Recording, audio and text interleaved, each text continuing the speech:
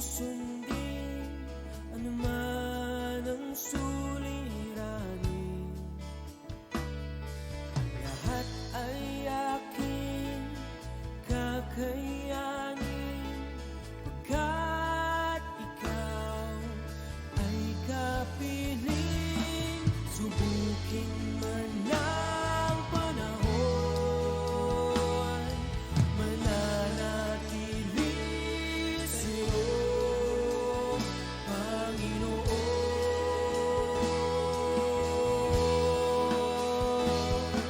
Walang alinlangang maglilingkod, walang pangambang sa'yo ay susunod.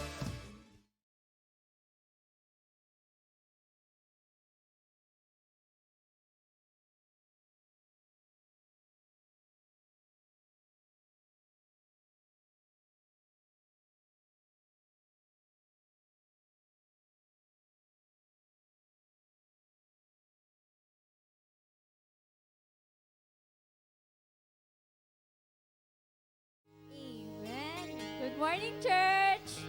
Ayan, isa pong mapagpalang umaga sa bawat isa. Bago po tayo magpasimula sa ating gawain, tayo po muna ay umikot at batiin po natin ang ating mga kapatid.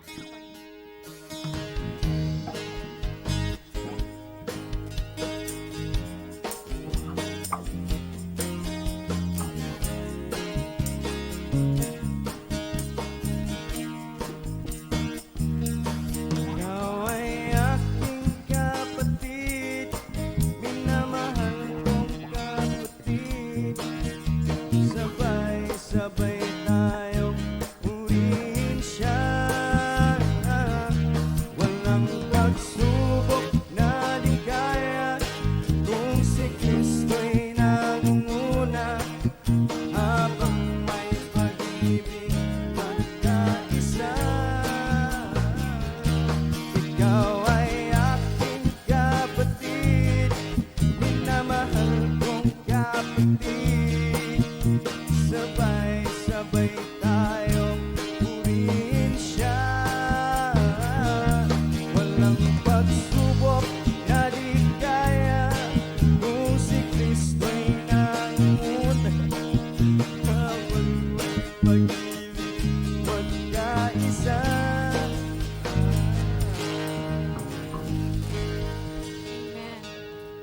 Amen. Sa umaga pong ito, bago po tayo dumulog sa ating Panginoon, ano man po problema na daladala natin sa umagang ito po insan tabi po muna natin at hayaan po natin na ang banal na Espiritu ang kumilos sa ating mga puso. Hayaan natin na maranasan natin ang kanyang presensya.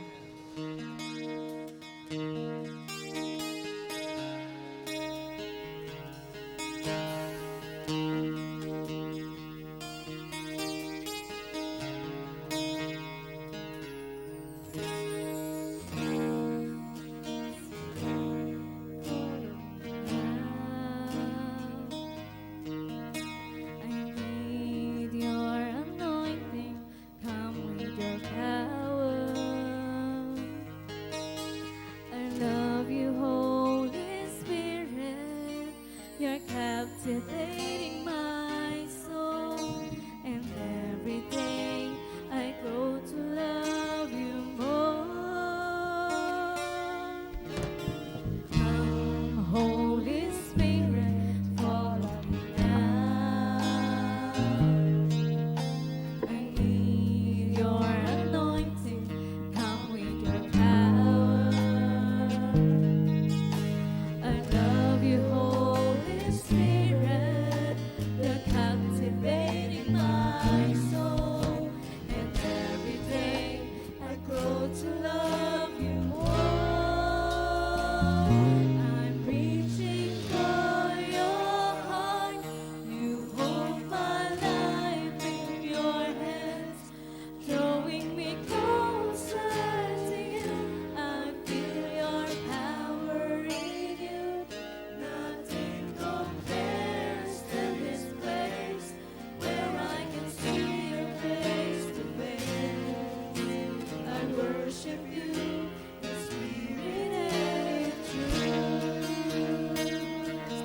Holy Spirit.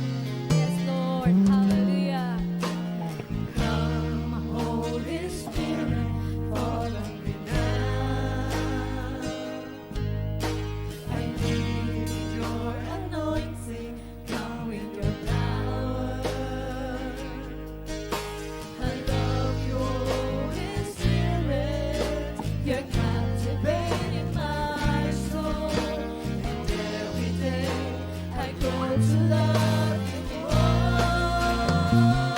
I'm reaching for your heart, to hold my life in your hands, drawing me closer to you. I feel your power in you. Nothing compares to this place where I can see your face today.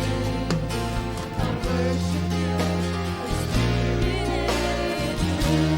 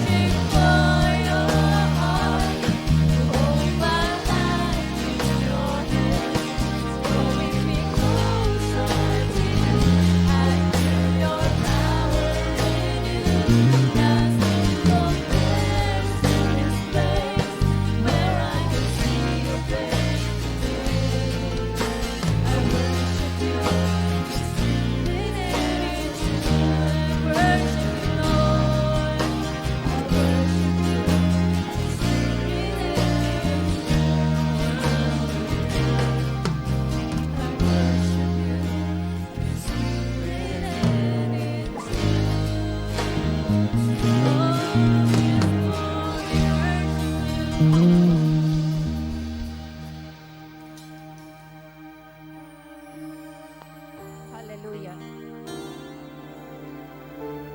Hallelujah. Hallelujah. Hallelujah. Hallelujah. Hallelujah. Thank you, Father God. Thank you, Father God. By your name, Jesus.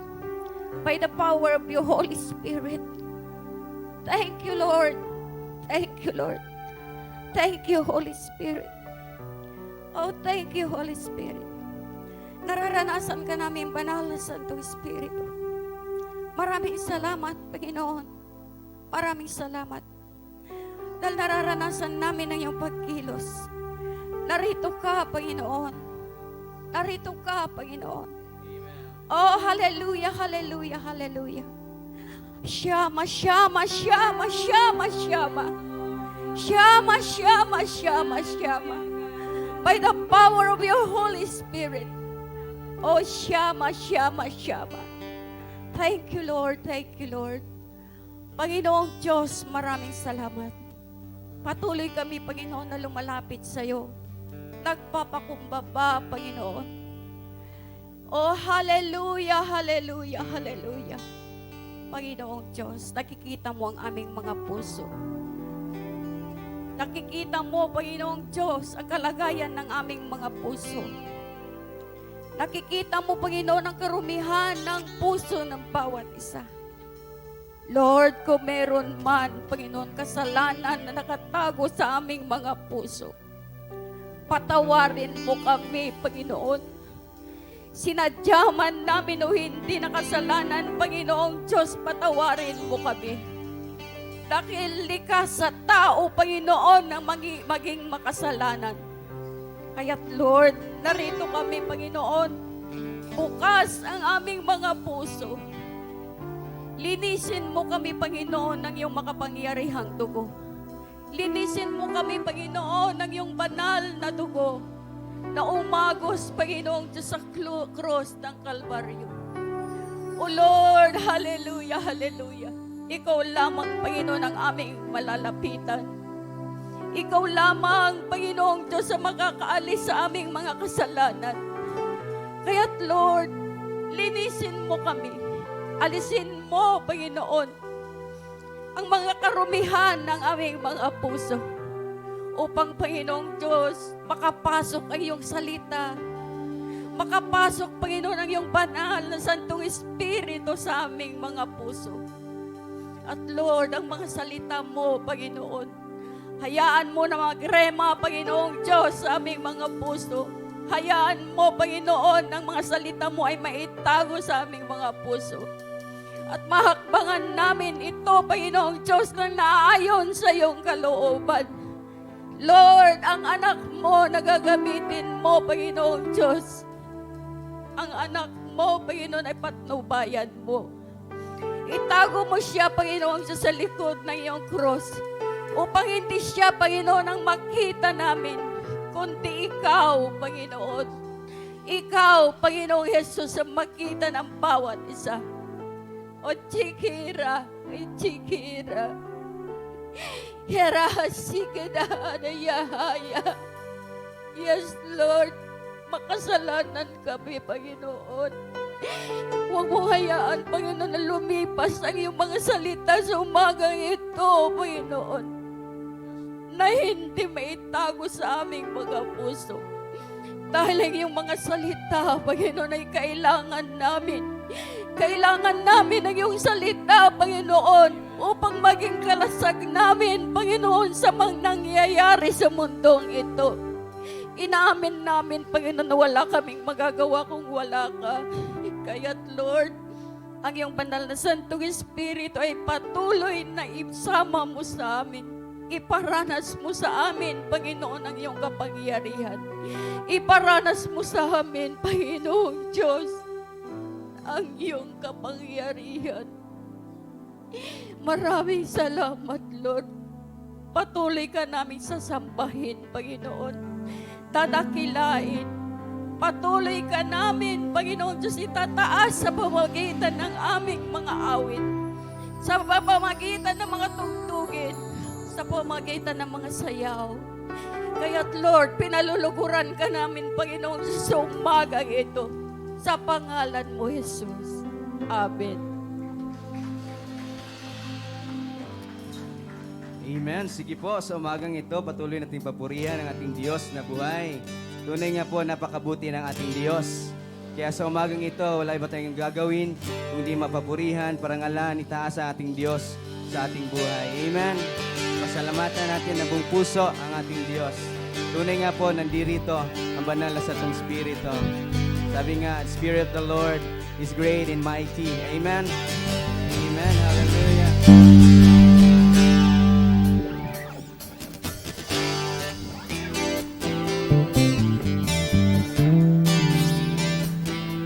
The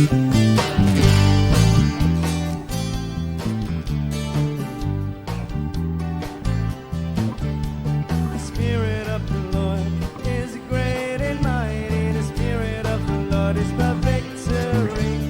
The Spirit of the Lord is great and mighty, great and mighty. The Spirit of the Lord is great and mighty. The Spirit of the Lord is the victory. The Spirit of the Lord is great and mighty, great and mighty. Greater is he that is in me than he that is in the world.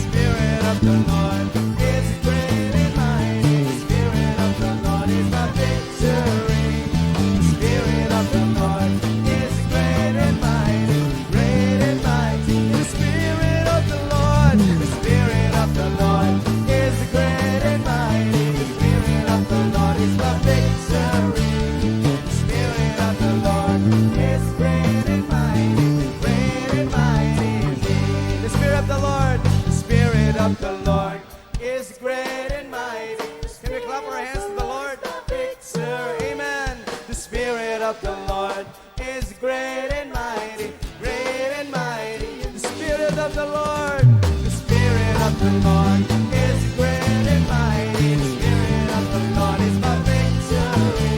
The Spirit of the Lord is great and mighty. Great and mighty indeed. Great and mighty. Great and mighty indeed. Great and mighty indeed.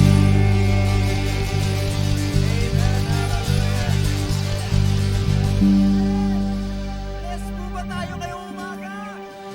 Amen! Sabay-sabay po tayo magpuri at magpasalamat sa Panginoon! Oh, yes! Amen! Come on! I will thank you, Lord!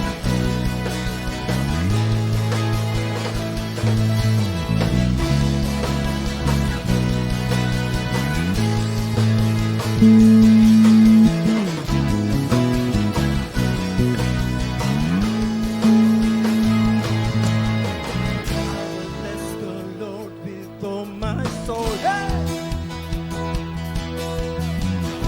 Bless the one who made me whole.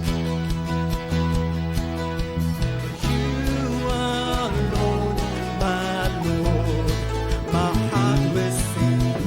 I will bless the Lord with all my soul. Here we go!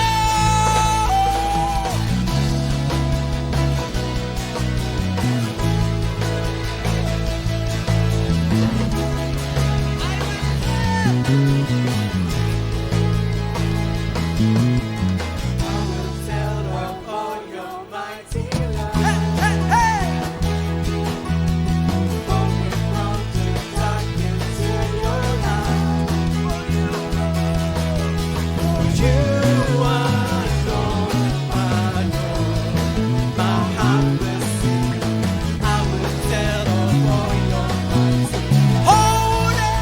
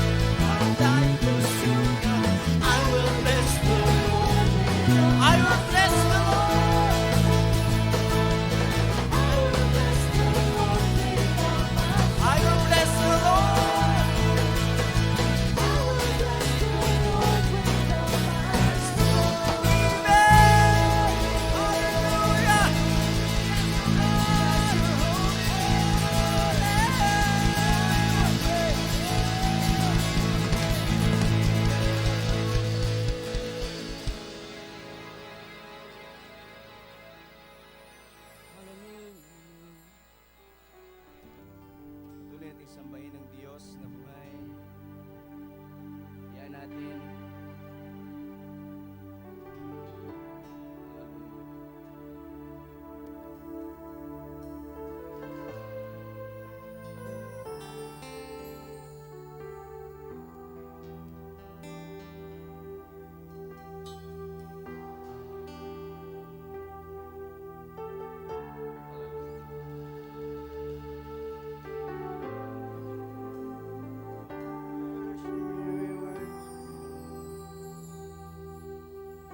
I enter the holy of holies. I enter to the blood of the Lamb. I enter to worship you only. I enter to honor I enter to of holies. I enter to the blood of the Lamb. I enter to worship you only. I enter to honor. Come on, let's worship the Lord. Lord, I worship you. We worship you. I worship you. Lord, I worship. Lord, I worship. Oh, in spirit and truth. I worship you. For your name is holy. You're holy, holy. You're holy, Lord. I answer the holy. I answer the holy of holies. I enter through the blood of the Lamb. I enter to worship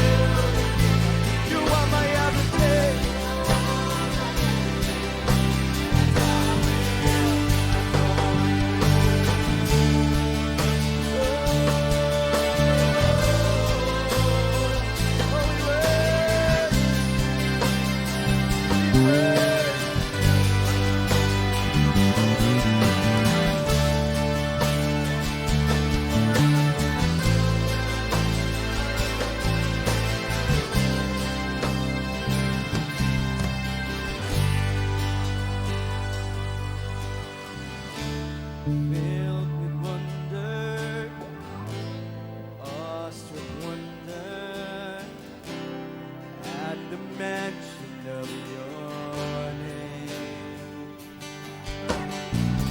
Jesus, your name is power, bread and living water.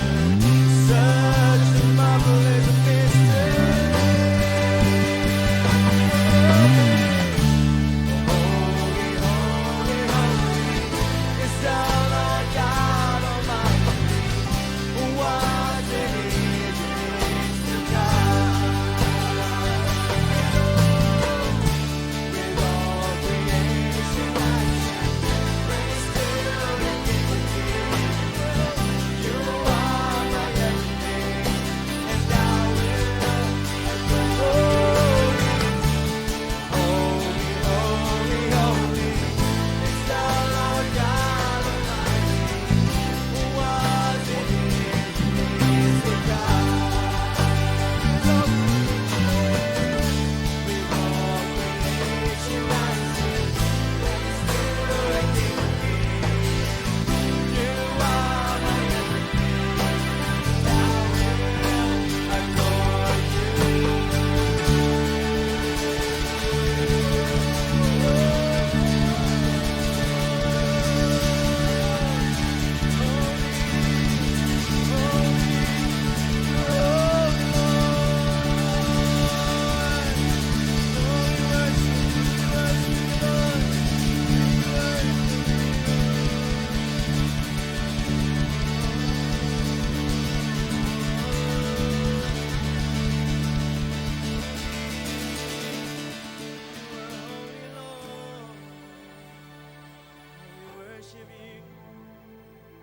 We worship you, Lord.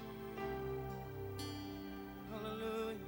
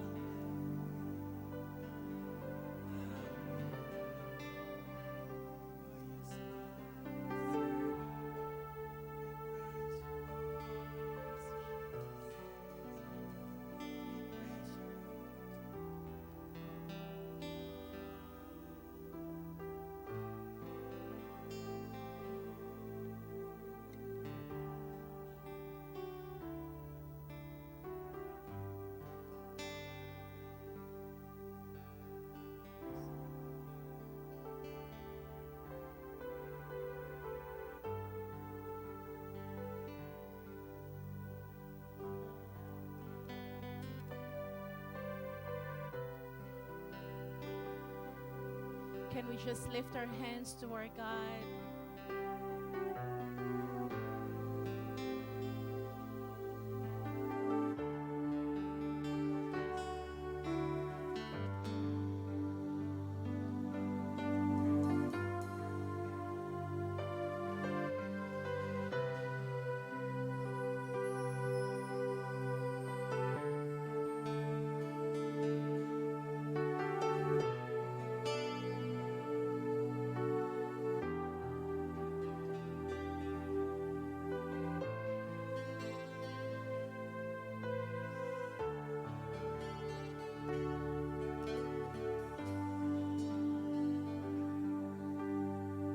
Sing your own song for Him.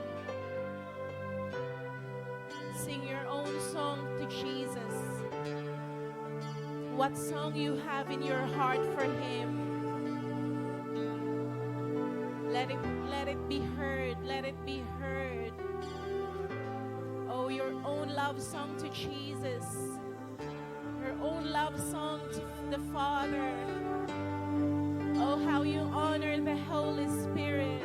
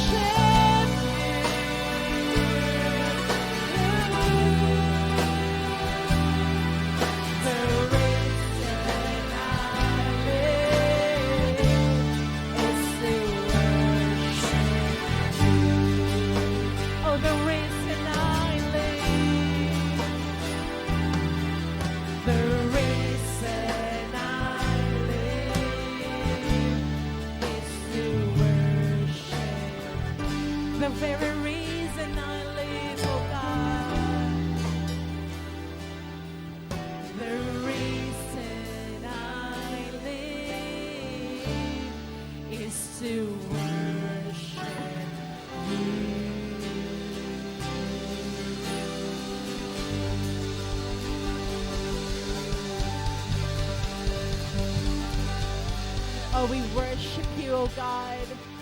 We honor you. We reverence your presence. Thank you, oh God. Thank you, oh God, for your presence, oh God. For indeed, everything will be in vain. Everything will be useless. Everything will be futile, oh God, without your presence. Thank you, oh God. Lord, we continue to open our hearts, oh God, this very moment. Speak to each and every one of us. Minister to us, oh God. You know exactly, oh God, the very condition of each and everyone's heart. I pray, oh God, oh Holy Spirit, let no one, oh God, in this place, in this room, even, oh God, those who are watching, oh God, Lord, this live stream, oh God, Lord, no one, oh God, will left, oh Lord, in this place empty-handed, oh God, because you will fill each and every one of us once again here in your presence. Oh, thank you, Father. Thank you, oh Father. Thank you, Jesus. Thank you, Holy Spirit. We just honor you, oh God. We honor you. We reverence you, oh God, and we worship you. We love you and we adore you. And all the people of God says, Amen and Amen. Purihin po ang Panginoon sa umagang ito. We can all be seated into His presence. Amen. Praise be to God. Tunay nga po na the very reason why we live is to worship our God. Amen po. Secondary na lang yung ibang bagay. The very thing that God created human because God wants to have fellowship with us. Tanging tao lang po ang, kumbaga, binigyan ni God ng that kind of, kumbaga, special treatment that He can fellowship with us. Na kaya po ang nais ng Diyos is, kumbaga, as we come to Him, may expectation po yung puso natin. Amen? Hindi lang po tayo basta pupunta sa church na just to go in the church. But let always have that kind of expectation into our hearts that we will meet our God. Amen po? He will reveal Himself more sa buhay po ng bawat isa sa atin. So, purihin po ang Panginoon ngayong umaga pong ito. Today is the first Sunday of November po. So, isang buwan mahigit na lang po ay tatalo na po tayo sa 2023.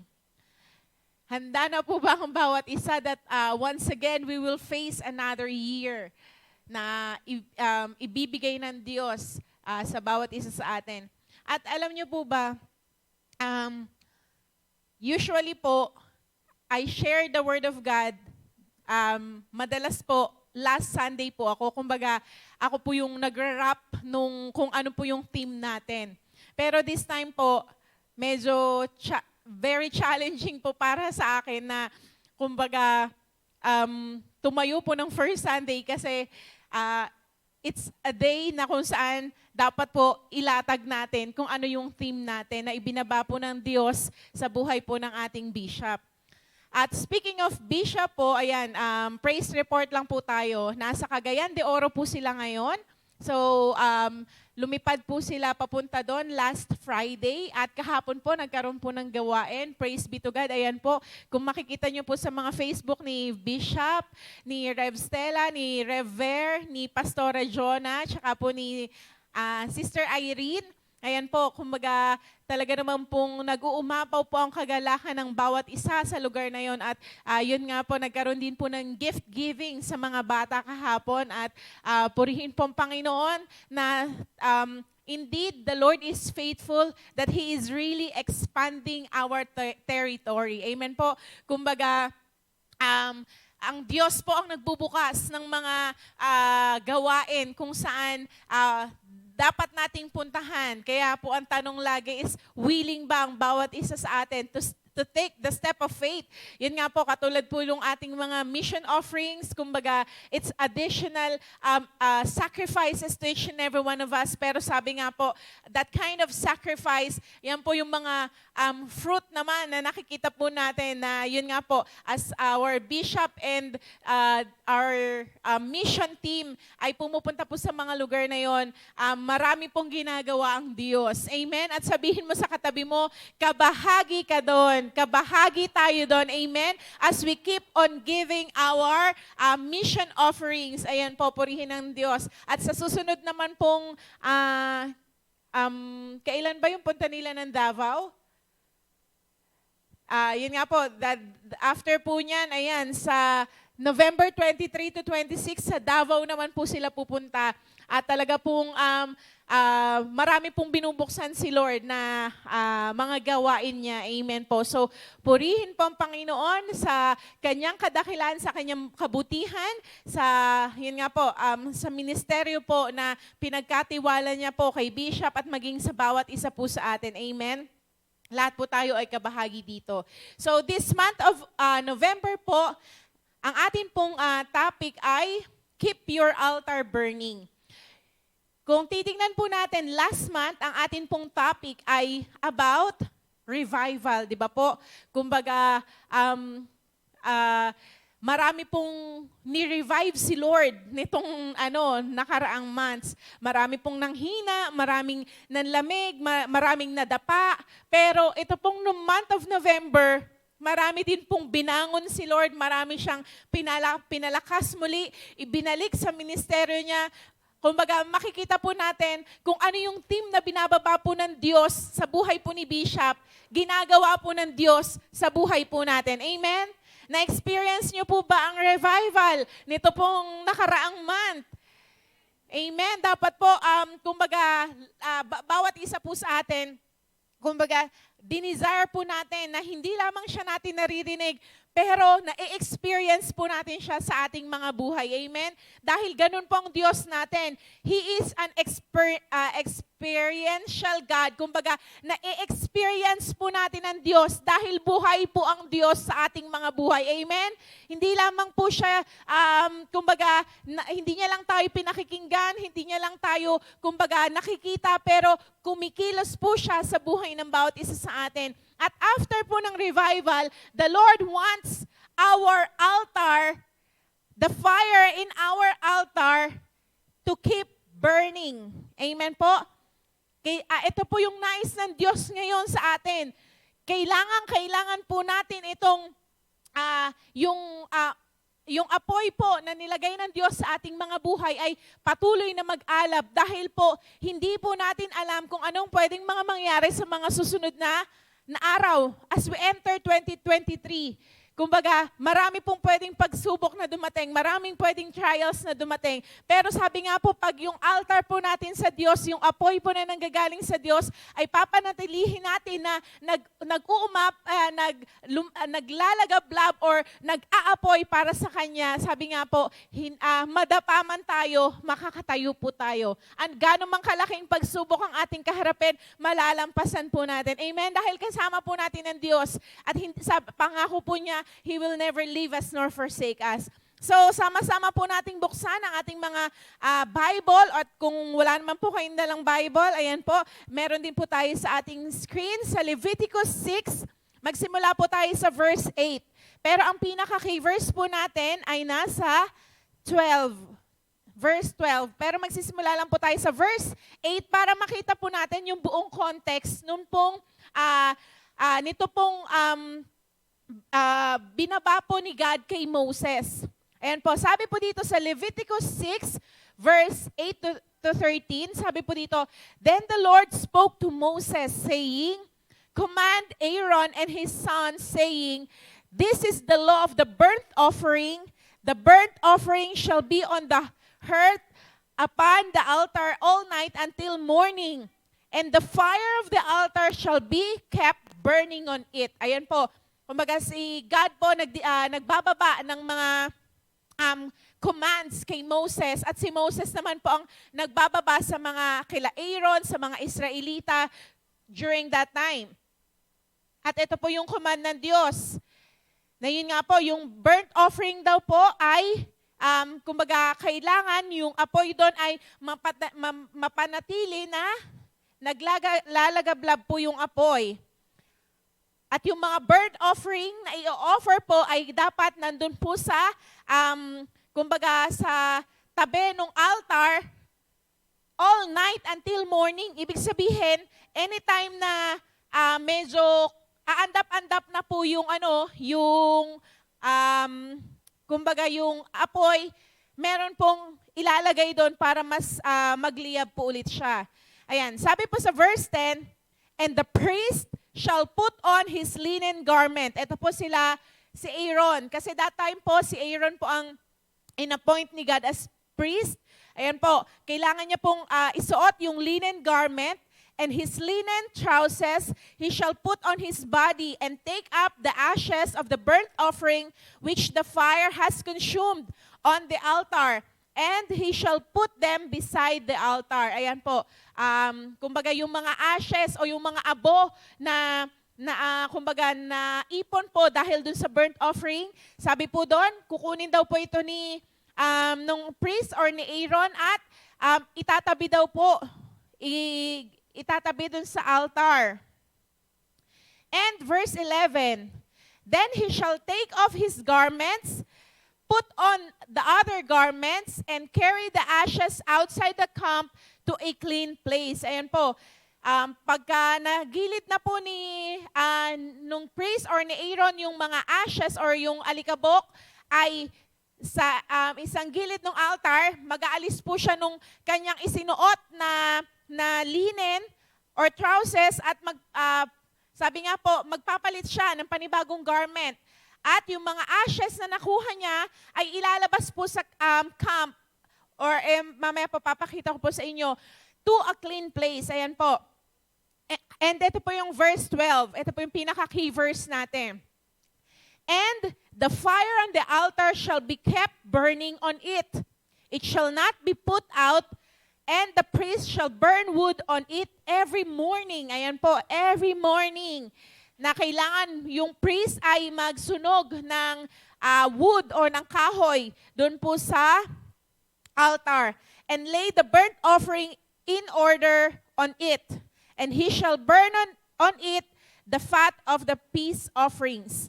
A fire shall always be burning on the altar, it shall never go out. Purihin po ang Diyos sa pagkakabasa ng kanyang salita. Meron po tayong tatlo na pag-uusapan or ilalatag po sa umagang ito. Katulad po no sa sa key verse natin, sa verse 12, meron po tatlo dito na gusto ko pong i-lay down sa bawat isa sa atin as our, kumbaga, introduction for this month of November na topic po natin. First is the fire, second is the priest, and the altar of the burnt offerings. Ito pong tatlo na to, i-lay down po natin, ilalatag po natin. And let the Holy Spirit guide us and minister to each and every one of us. Sabi nga po, kahit ito po ay sa Old Testament, it also has a relation sa atin pong current situation or present situation po ngayon. Amen po ba? So, unahin po muna natin yung altar of burnt offerings. Altar of burnt offerings. Balik po muna tayo. Sabi nga po, ano nga po ba ang ibig sabihin ng altar? Di ba? Ang altar po is any structure upon which offerings such as sacrifices are made. Yan po. Nung pong sa Genesis 4 verse 3 to 4, di ba po, kung babalikan po natin ang ating mga Bible, eto po yung time na nag-offer si Cain at si Abel ng kanilang mga offerings po sa Diyos. Pero hindi po kumbaga hindi binanggit dito yung word na altar. But, sabi nga po, ano ba yung ibig sabihin ng altar natin? Any structure upon which offerings such as sacrifices are made. So, ibig sabihin po, yun nga, kumbaga, doon po sa kay Cain at kay Abel, we can consider that they offered or they sacrificed yung pong kanilang mga handog sa Diyos yun nga po, in an altar. Pero although hindi po binanggit siya sa Bible, alam niyo po ba, una pong binanggit ang altar sa Bible ay nung panahon po ni Noah. Nung lumabas sila, di ba po, from the ark, pagkatapos po ng great flood, na yun nga po, na-wash out ang lahat. Ang natira lang po ay si Noah at ang kanyang family at yung mga animals na sinakay sa ark ni Noah, di ba po? Sabi po sa Genesis 8:20, tingnan nga lang po natin, sa Genesis 8:20, sabi po dito, Then Noah built an altar to the Lord and took some of every clean animal and some of every clean bird and offered burnt offerings on the altar. Ayan po. Eto po, dito po yung first na binanggit yung word na altar. Ayan po, kung saan si Noah, pagkalabas po nila ng ark, ay kumuha po siya ng malilinis na animals at yun nga po, inoffer po sa Diyos, hinandog sa Diyos. Amen? At another thing po, an altar is a place of consecration and to commemorate an encounter with God.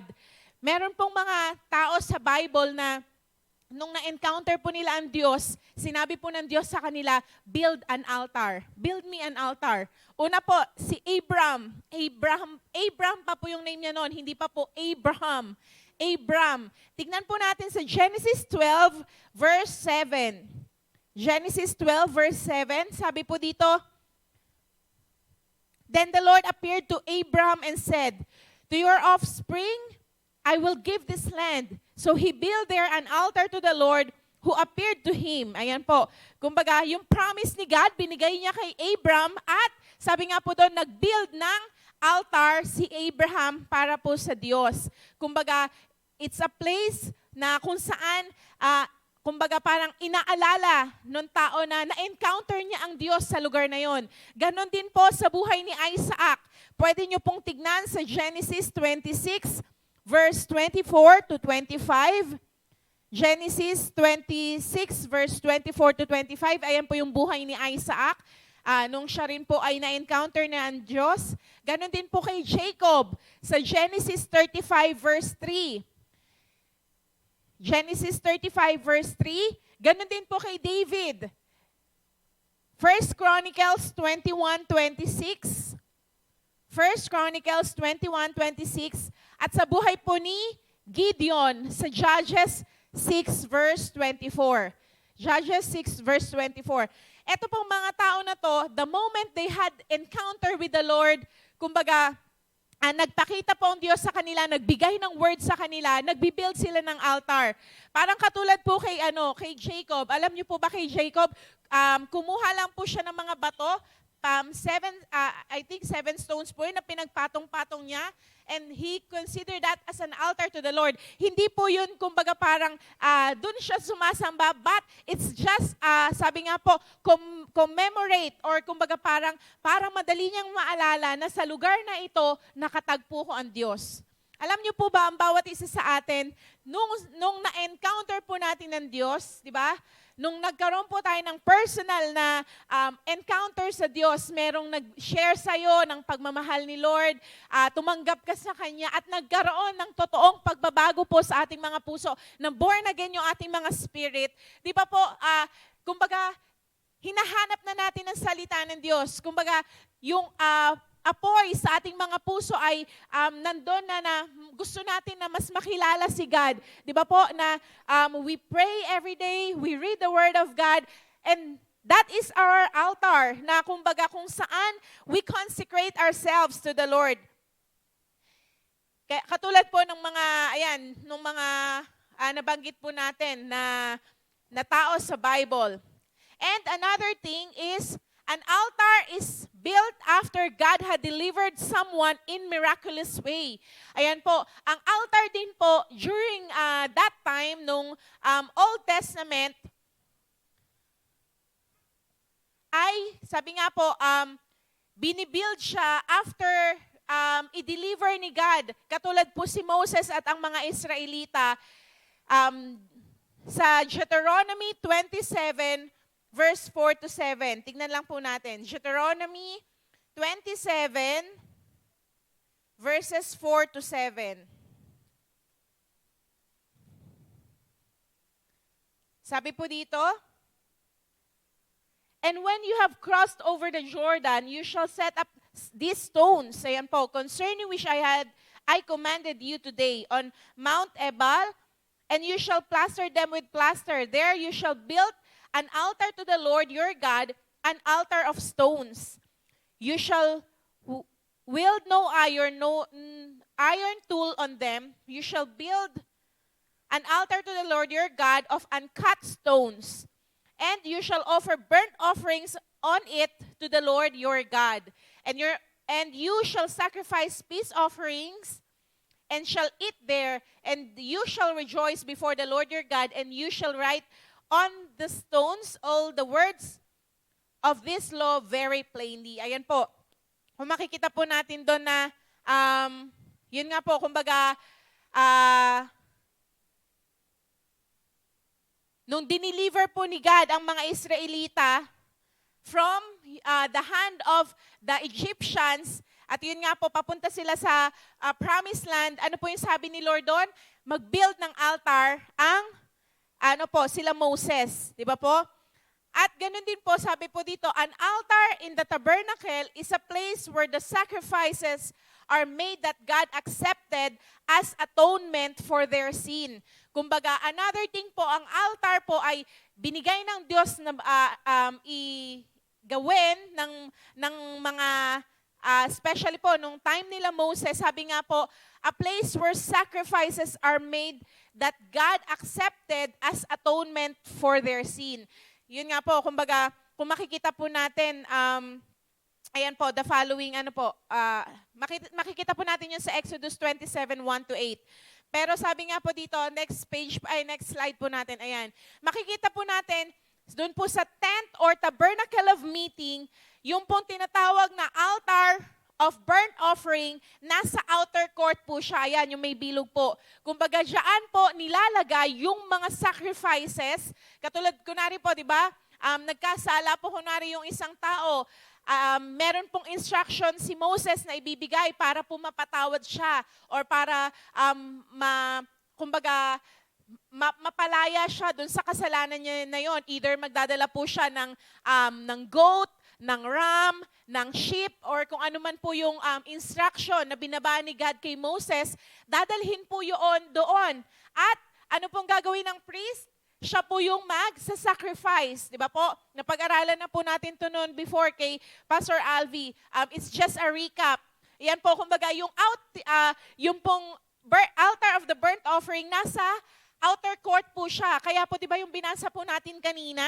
Sabi po doon, yung mga ashes na nakolekta or yung naging abo ng mga sacrifices ay ilalabas po ng priest doon po lalabas po mismo siya doon sa tent of meeting at ilalabas po sa place kung saan na malinis na lugar. Kumbaga, kung titingnan po natin, lahat po ay detalyado binigay ng Diyos kay Moses. Sabi nga po, animal sacrifices were offered in this altar. Yun nga po, yung nabanggit natin kanina. The blood of the sacrifice were sprinkled on the four horns on the altar. Kung makikita po natin, pwede po ba natin na i-zoom in yung, ayan na pala, naka-zoom in na. Hindi na natin mapapalaki. Kung makikita po natin sa apat na corners po ng altar na yan, may horn po dyan na nakalagay. At yung horn daw po na yon, yung blood na sinacrifice, i-sprinkle po doon. Tingnan niyo po, napakadetalyado kung paano ni God ibiniba kay Moses yung mga dapat pong gawin. Diba? Na hindi na sila mangangapa na, Lord, anong gagawin namin pagkatapos nito? Ano po ang sunod pagkatapos nito? Everything was laid down by God. At sabi nga po, Jesus is the ultimate sacrifice for our sin. Kumbaga, kung pupunta na po tayo sa New Testament, di ba? Si Jesus na po ang ating ultimate sacrifice. Kaya hindi na natin kailangan na, pag nagkasala tayo, hindi na natin kailangan na magdala ng turtle dove or magdala ng pigeon, magdala ng sheep, magdala ng mga goat. Kaya po that time, napakahalaga po na may livestock ang mga tao. Kasi sabi nga po, kada magkakasala sila, kailangan nilang mag-offer ng mag-offer. Pero praise be to God kasi dahil po sa ginawa ng ating Panginoong Jesus, siya na po yung ultimate sacrifice. Hindi na kailangang dumanak pa ang dugo ulit para ihandog natin sa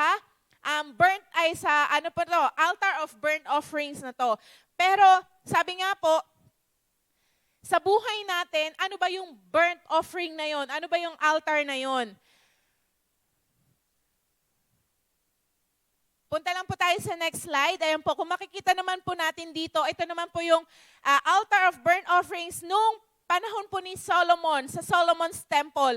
Kumbaga, mas malaki na po yung pinagawa ni God sa kanila kay Solomon. Na yun nga po, yung wherein is a sacrifice yung mga animals. Sabi nga po, large enough to hold more sacrifices than the altar in the tabernacle. Ibig sabihin po, dahil nga po dumadami na ang tao, dumadami ang nagkakasala, dumadami ang kailangan na i-sacrifice. So, yan po, kumbaga mas lumaki na yung altar po ng burnt offerings.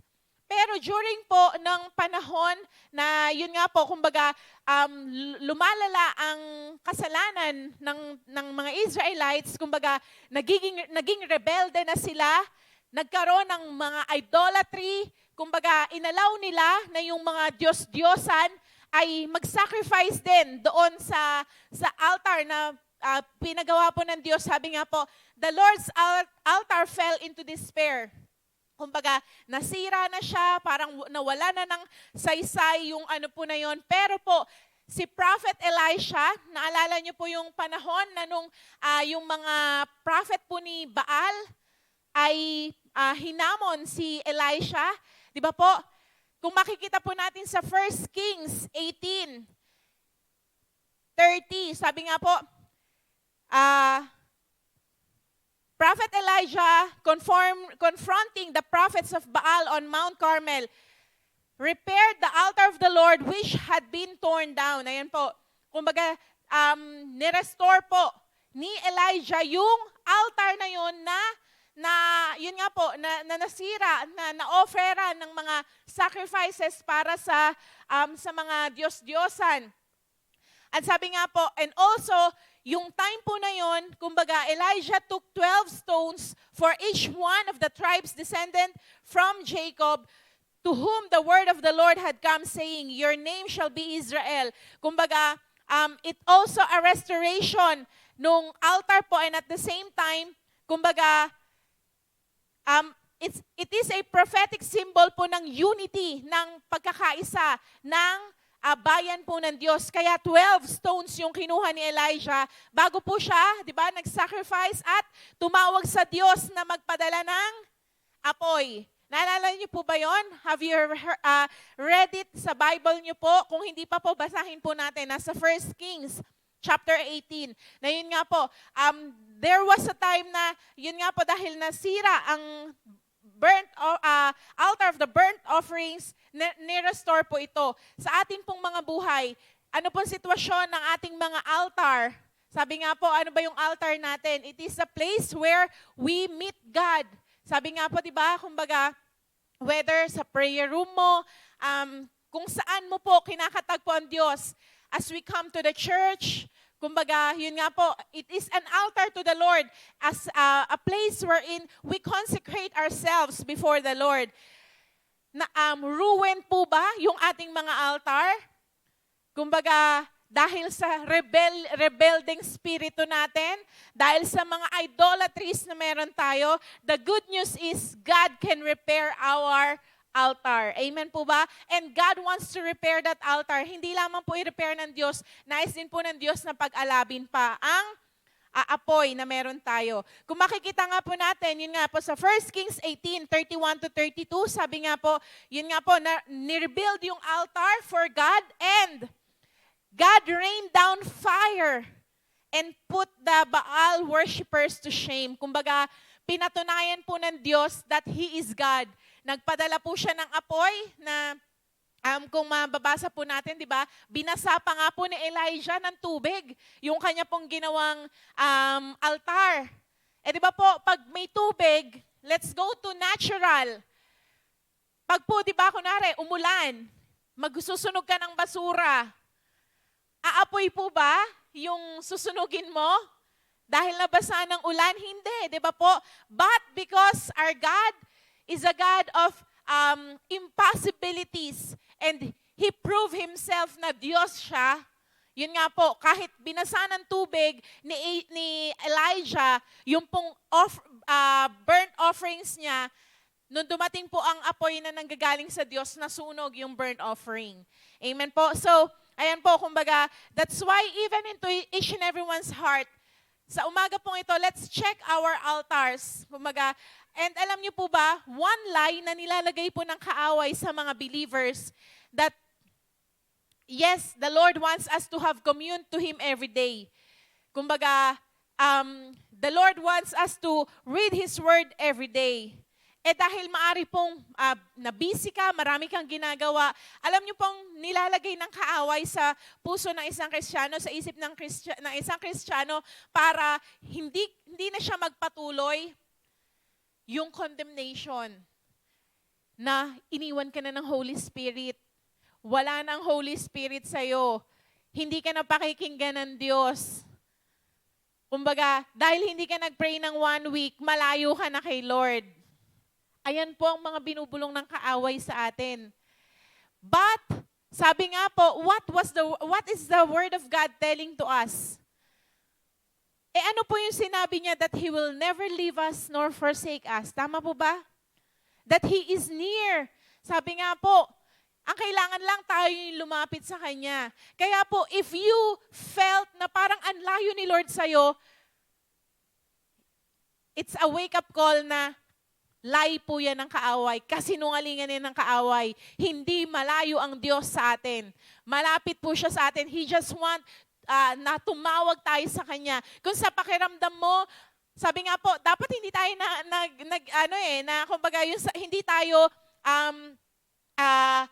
nagre-rely sa pakiramdam natin because feelings keeps on changing. Maaring ngayon, masaya ka, mamaya malungkot ka.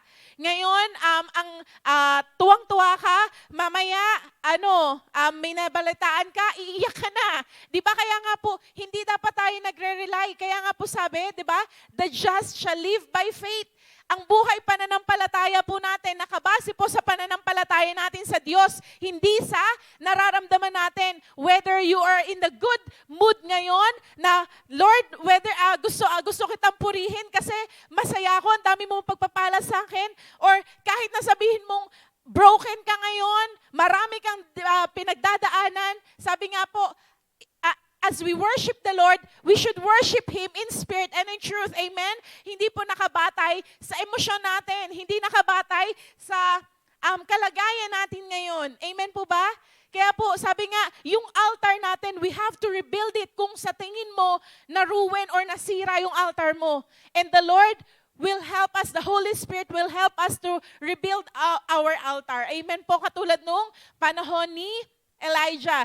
Ito po yung pinakitang dalawa sa akin ni Lord na pwedeng mag-ruin ng altar natin. First is rebellion spirit. Pag po meron tayong rebellion spirit, kumbaga, it destroys our altar. Bakit po? Kasi pag may rebelde po tayong spirito, ayaw natin magpasakop. Tama? Ayaw nating makinig. Ang pinakikinggan lang po natin lagi sarili natin. Paano po tayo ngayon makikinig sa Holy Spirit? Paano tayo makikinig sa salita ng Diyos? Kaya po, sabi nga po, let's lay down that kind of, kung meron po tayong rebellion spirit or rebellion heart, ihingi po natin to ng tawad sa Diyos at ilay down po natin to sa Diyos para po ma-rebuild yung altar natin. And another thing, yun nga po, yung nabanggit ko kanina, idolatry. Idolatry doesn't mean merong picture dyan, merong illustration dyan, or santo dyan na ayun yung wini-worship mo. No. Idolatry is anything that is important in your life rather than God. Maaring yung asawa mo, sobrang importante sa'yo na hindi mo kayang kumbaga parang kahit po mali na yung sinasabi sa'yo, ginagawa mo pa rin, or maaring yung pera mo, yung cellphone mo, yung gadgets mo, yung kayamanan mo, anything in this world that can, kumbaga, kinukuha po yung atensyon na para sa Diyos lamang, that is an idol into our lives. Kaya po, we have to check our lives. We have to check our hearts. Wala po ditong exempted. Kahit po yung mga tumatayo dito sa unahan, lahat po tayo, we have to check always our hearts. Nasabi nga po, may idol ba tayo sa buhay natin? Meron ba tayong mga, kumbaga, mas pinapahalagahan kesa kay Lord? Kung meron po, this time, let's lay it down before the Lord. At yun nga po, let God be the center of our lives. Let Him alone be the God of our lives. Minsan din po, alam niyo yung idol natin, sarili natin. Kaya po sino po yung nakaka-experience na parang 2 days, hindi nagpe-pray, 3 days, 1 week, 1 month. Alam niyo po ba, isang naringgang kong preacher, sabi niya, the moment na hindi ka na mag-pray, you are just telling to the Holy Spirit or to God, I don't need you. Simply as that. Kaya po, everyday kailangan nating mag-pray. Kahit sabihin po nating lalabas lang tayo, katulad yung testimony po ni Ate Aileen, usually po hindi siya nagpe-pray kasi po may bahay sila dito sa, yung bahay ng anak niya po dito sa Aragon. Then papunta po sila sa California. That time po, the Holy Spirit impressed to her na mag-pray siya at hingin niya po ang, kumbaga, yung mga angels ng Diyos ay gabayan sila. Unknowingly, meron pala pong nakaantabay na disgrasya sa kanila dyan lang po sa Maybell.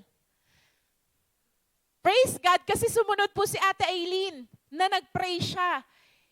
At hiningi niya yung mga angels ni Lord. Alam niyo po ba, miraculously, tumapon po siya, tumapon po si Ate Aileen galing dun sa tricycle, pero wala po siyang sugat, wala siyang gasgas, wala siyang pasa or anything. Sabi niya po, parang merong nagbuhat sa kanya at inupo lang siya dun sa isang tabi.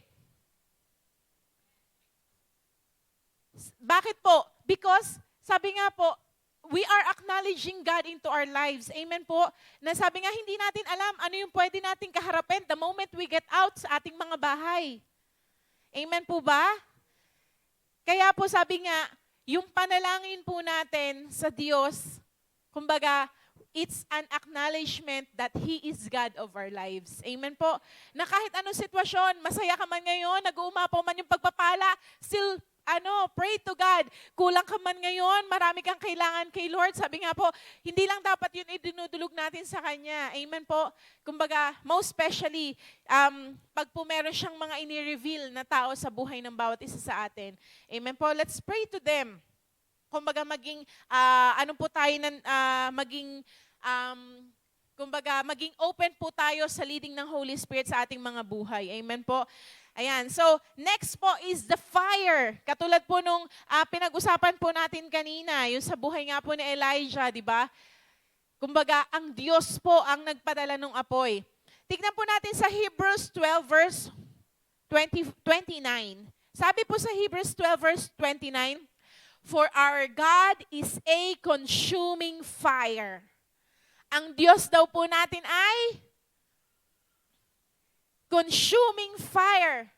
Ibig sabihin, anything na dapat, parang for example po, di ba, nagsunog po tayo. Lahat ng, kumbaga, pwedeng masunog nung apoy na yon, susunugin niya. Di ba? For example po, naglagay ka ng dahon, naglagay ka ng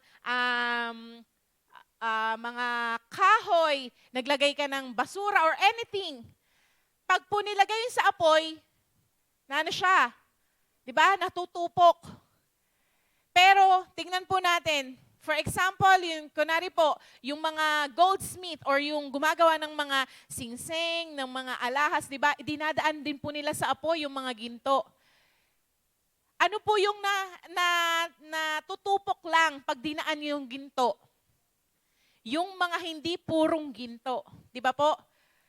Alam niyo po ba ang Diyos, yung mga pagsubok po sa buhay natin, yung mga challenges po sa buhay natin, it's like a fire into our lives na dinadaan po tayo ni Lord na kailangang maalis yung mga hindi dapat sa buhay po natin. At pag hindi natin po inalaw ang Diyos na tanggalin yung mga hindi karapat-dapat sa buhay natin, makikita po natin parang cycle ang mangyayari. Kasi hindi pa natin natututunan yung sinasabi ni Lord, bakit ganito na naman? Ito na naman yung nangyari. Iba lang yung mukha, ganito pa rin yung sitwasyon. Baka po kasi yung mga dapat sunugin sa atin, ay ayaw nating ipasunog kay Lord. Sabi nga po, our God is holy. No one can come to Him who is unholy. Kaya po nais ni Lord, lahat ng kailangang sunugin sa buhay natin, ipasunog po natin sa Kanya. Amen po? Kasi sabi nga po, alam niyo po yung ultimate na nais ng Diyos sa buhay natin, for us to be like Christ. Sabi nga po, so He is and so are we. Kumbaga, kung sino po ang Diyos ng Panginoong Hesus na nandito siya, kumbaga, ayun po dapat yung maging ultimate goal natin. And everything is secondary na lang. Amen po. Kahit nasaan tayo, nagtatrabaho man tayo, vendor ka man, o janitor ka man, sabi nga po, people can still see Christ in us. Diba? Kahit nasabihin natin na nagtitinda ka lang dyan sa tabi-tabi, o kaya executive ka, ano man yung position mo sa company, kahit ano po, or kahit may sarili kang negosyo, we can still show to the world who Jesus is. Amen po. Sa pamamagitan po ng buhay natin. Kahit hindi tayo magsalita, if our actions, our honesty, di ba? Our kindness, our goodness to others, it shows Christ. Amen po. Kaya nga sabi nga po, our God is a consuming fire. Tingnan lang po natin, ano yung mga, sabi nga po, a fire is a symbol of God's presence. Amen po. Ang fire po, nagsisimbol siya ng God's presence. Sa Exodus 3 verse 2 po, ito po yung story ni Moses na na-encounter niya ang Diyos sa pamamagitan po ng burning bush. Yung, kumbaga, yung bush po na hindi nasusunog, pero may apoy. Kaya po sabi nga, kumbaga, di ba, pinaghubad po ng Diyos, sabi kay Moses, take off your sandal, for the ground that you are standing is holy. Ayan po. Ganon din po sa Exodus 13, verse 21 to 22. Ito naman po, yung ang mga Israelita ay naglalakbay from Egypt to Promised Land. Na paggabi po, ano yung kasama nila? The pillar of fire. Sa umaga, the pillar of cloud. Di ba po? Kumbaga, it symbolizes that the presence of God is with them. Amen po. And another thing is, nung pong sa vision po ni Ezekiel, sa Ezekiel 1 verse 4, pwede nyo po itong tignan sa inyong mga bahay. Para po, sabi nga, yung pag-aaral po natin ng salita ng Diyos, dapat hindi po natatapos dito lang sa church. Na pag-uwi natin, tinabi na po natin yung mga notebooks natin, sa Sunday na ulit. Hindi po. Kaya po, sabi nga, maging katulad po tayo ng mga Berean. Alam niyo po ba yung mga taga-Berean? Kaya po sinabi silang matatalino sila kasi hindi lang sila basta nakikinig, but they themselves seek the Word of God. Amen po? Ayan. So, another thing po is, fire is an instrument of God's judgment. Ayan po. Fire is an instrument of God's judgment. Kung makikita po natin sa Numbers 11 verse 1 to 3, ito po yung mga Israelita, complain ng complain. Reklamo ng reklamo kay Moses. At nagalit po si God. He struck down the fire. Kaya sabi mo sa katabi mo, huwag ka reklamador. Huwag tayo reklamador. Kasi bakit po? Baka biglang padalan tayo ng apoy ng Diyos. Katulad ng mga Israelita. And another thing, ito po yung isang napaka-known na story, di ba? Sa Sodom at Gomorrah. Makikita po natin sa Genesis 19:24. Dahil nga po sa kasamaan na ng mga tao sa lugar na yon, di ba po? Nagpadala po ng brimstone and fire ang Diyos. At yun nga po, nasunog ang buong Sodom at Gomorrah. Kaya po, a fire also is an instrument of God's judgment. Another thing, fire is a sign of God's power. Fire is a sign of God's power. Ayan po. Kung makikita po natin sa Judges 13 verse 20, ito po si Manoah. Kilala niyo po ba si Manoah? Hindi po siya si Noah na nilagyan lang ng ma. O, trivia po. Si Manoah po ay tatay ni Samson. Kilala niyo po ba si Samson? Si Samson yung pinakamalakas na tao, di ba po, na hindi dapat gupitin yung buhok kasi yung strength niya nasa buhok niya.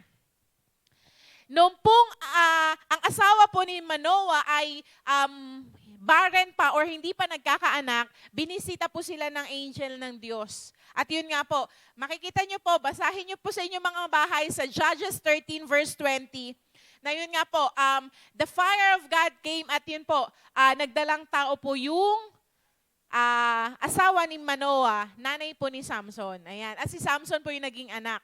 At yun nga po, na-demonstrate yung power ng Diyos sa buhay ni Samson sa pamamagitan ng kanyang buhok. Diba po? Ayan. Another thing, yung napag-usapan po natin kanina kay Elijah sa Mount Carmel, na yun nga po, dinemonstrate po ng Diyos na siya ang totoong Diyos at makapangyarihan. At yun nga po, nagpadala siya ng apoy doon po sa burnt offering ni Elijah. And another thing po, sa Acts 2, verses 1 to 4. Acts 2, verse 1 to 4, ito po yung 120 believers sa upper room. Na yun nga po, di ba, nung sabi ni Jesus, maghintay po sila doon, na yun nga po, at darating ang Holy Spirit, at yun nga po, ang Holy Spirit po ay dumating sa kanila at lahat sila nagsalita ng tongues, iba-ibang wika, at yun nga po, yung fire ay, kumbaga parang bumaba sa bawat isa sa kanila. Yun nga po, kaya po, fire is a sign of God's power. At after po nun, ano pong nangyari sa mga believers, sa mga disciples na nandun, di ba po? Kung mababasa po natin the following verses sa Acts, nagkaroon sila ng boldness to share the word of God. Si Peter po, na 3 beses dininay si Jesus. Siya po yung unang tumayo at dineklara ano yung ginawa ng Panginoong Hesus. At sabi nga po, madami ang tumanggap sa Panginoong Hesus. Marami yung naniwala sa ating Panginoong Hesus. Kaya po, fire is a sign of God's power. And, yan, balik na po tayo sa topic natin, dun sa burnt offering. Fire on the altar of burnt offering was a divine gift from the Lord Himself, having been lit by Himself. Ayan po. Sa burnt offering po natin, yung pinag-uusapan natin, sa burnt offering po, hindi po ang mga priest or si Aaron or kung sino mang tao ang nagsindi nun. Ang Diyos po mismo ang naglight nung, kumbaga nagpadala ng apoy dun sa burnt offering na yon. Tignan po natin sa Leviticus 9. Leviticus 9 verse 24.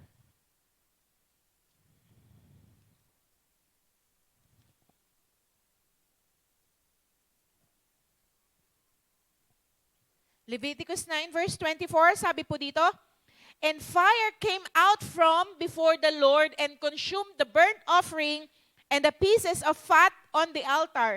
And when all the people saw it, they shouted and fell on their faces. Nakita po natin na ang Diyos po ang nagpadala ng apoy. Kaya po, ano ngayon ang responsibilidad ng priest, di ba? Sabi po, yung sa key verse po natin, sa Leviticus 16, verse 12 and 13, sabi nga po, the Lord charged the priest with keeping his fire lit. Ibig sabihin po, yung mga priest naman po, in charge sila sa pagpapanatili ng apoy. Amen po? Kaya po, kumbaga, mamaya po, pag-uusapan natin yung about sa priest din po. Yan, kaya po, kumbaga yung mga priest po, kumbaga, di ba, kaya nga po sabi doon sa previous verses sa Leviticus 6, sabi nga po, kailangan nilang, ay sa verse 12 din po, burn ng kahoy every day. Tama po ba? Kailangan nilang mag-burn ng kahoy every day. And kung makikita po natin sa Leviticus 10, verses 1 and 2, sabi po dito, Leviticus 10, verses 1 and 2, meron din pong fire, thank you po, Ate Doris, meron din pong fire na ginawa ng tao. Pero hindi siya acceptable kay God. Tingnan po natin. Leviticus 10 verses 1 and 2. Now, Adab and Abihu, the sons of Aaron, each took his censer and put fire in it and laid incense on it and offered an authorized fire before the Lord, which he had not commanded them.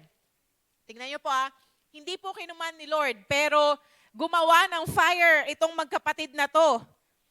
Sabi po sa verse 2, and fire came out from the Lord and consumed them, and they died before the Lord.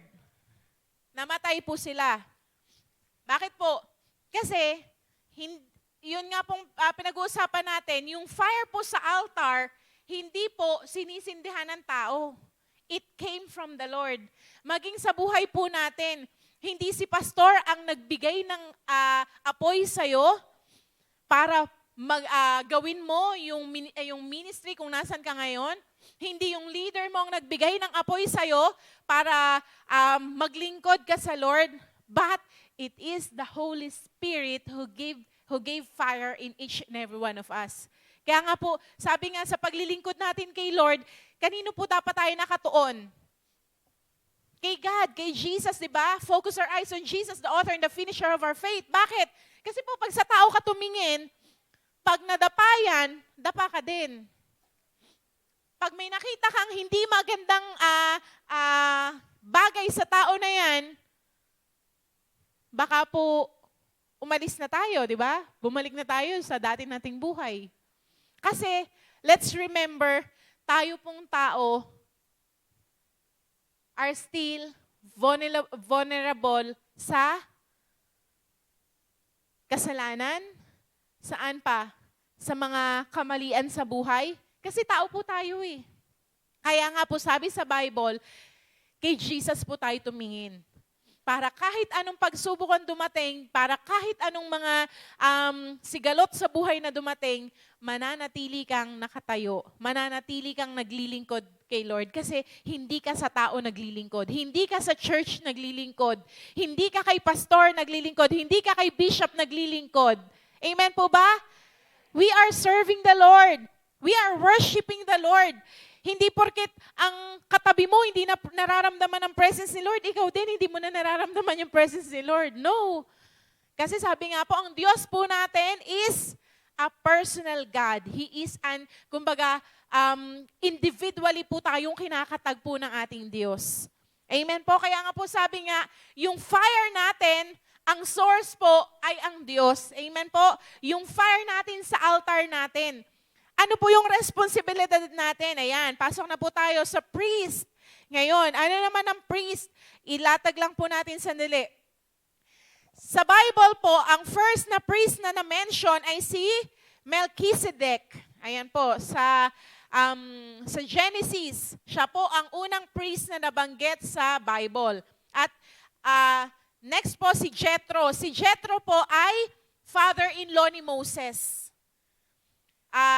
Siya po ang priest of Midian, si Jethro. Nung pong panahon na si Moses ay nabibigatan na sa mga dalahin niya, dahil napakarami ng mga Israelita, di ba po, kabilat kabilat, kanan at kaliwa. Puro mga murmur, puro mga problema, puro mga ano. Ano po yung in-advise ni Jethro kay Moses? Para hindi ka mahirapan, ganito gawin mo. Kumuha ka ng mga leaders na pwede mo mapagkatiwalaan, ipagkatiwala mo dun sa mga leaders na to, yung mga ganitong tao. Kumbaga, nagbigay po ng wisdom si Jethro kay Moses para mabawasan po yung heavy load na nararanasan niya that time. Ayan. At another po is si Aaron, ang another priest. Si Aaron po is from the tribes of Levites or mga mga Levi. Kaya po si Aaron po yung pinili ng Diyos. He was chosen by God to minister before God. Makikita po natin to sa Exodus 28 verse 1. Si God po mismo ang nagsabi kay Moses na sabihin mo kay Aaron na pinipili ko siya para maging priest, para mag-minister sa akin. Makikita po natin yan sa Exodus 28 verse 1. And the priests were to officiate at the temple sacrifices and offer the prescribed sacrifices according to the law. Ayan po, nung panahon po nila, sila Moses po yung sila Aaron po yung nagsasacrifice. Di ba po yung mga dinadalang mga animals, hindi po pwede na kunwari po ako yung nagkasala, kunwari po buhay tayo during that time, ako yung nagkasala, hindi po ako basta pwedeng mag-offer. Kasi katulad po nitong anak ni Aaron, di ba? Nagsindi po sila ng sarili nilang apoy. Ano nangyari sa kanila? Namatay sila. Kasi po, may specific direction si God na only the priest can offer sacrifices. Kaya ito pong mga priest na to, sila po yung nag-officiate sa temple. Doon po sa nakita natin kanina sa tabernacle. Na yun nga po, sila lang yung pwedeng pumasok sa outer court, sa Holy of Holies, at yun nga po, sa Holy Place and sa Holy of Holies. And sabi nga po, lahat ng mga sinabi ng Diyos regarding the works of the priest, sila lang po yung pwedeng gumawa nun. The Israelites were not allowed to offer sacrifices themselves in the place of their own choice. Ayan po. Kahit na gustuhin nila, wala po silang karapatan na gawin yun. Dahil nga po, it's only for the priest. At, ayan po, ang high priest naman po na tinutukoy, sabi nga po, the office of the high priest established by God.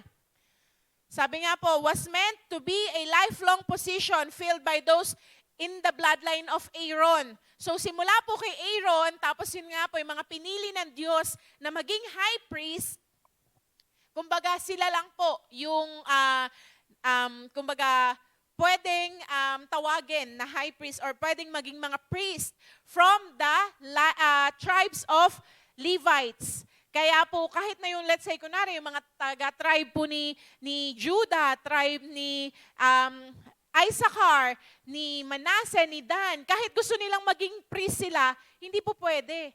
Kasi ang pinili ng Diyos, the only chosen people of God to be in the Levitical, yun nga po, mga priest, yung mga gumagawa sa temple, ay mga taga-Levites lang po. Kaya po yan nga yung family line po ni Aaron lang ang, kumbaga sa kanila lang po nanggagaling ang high priest.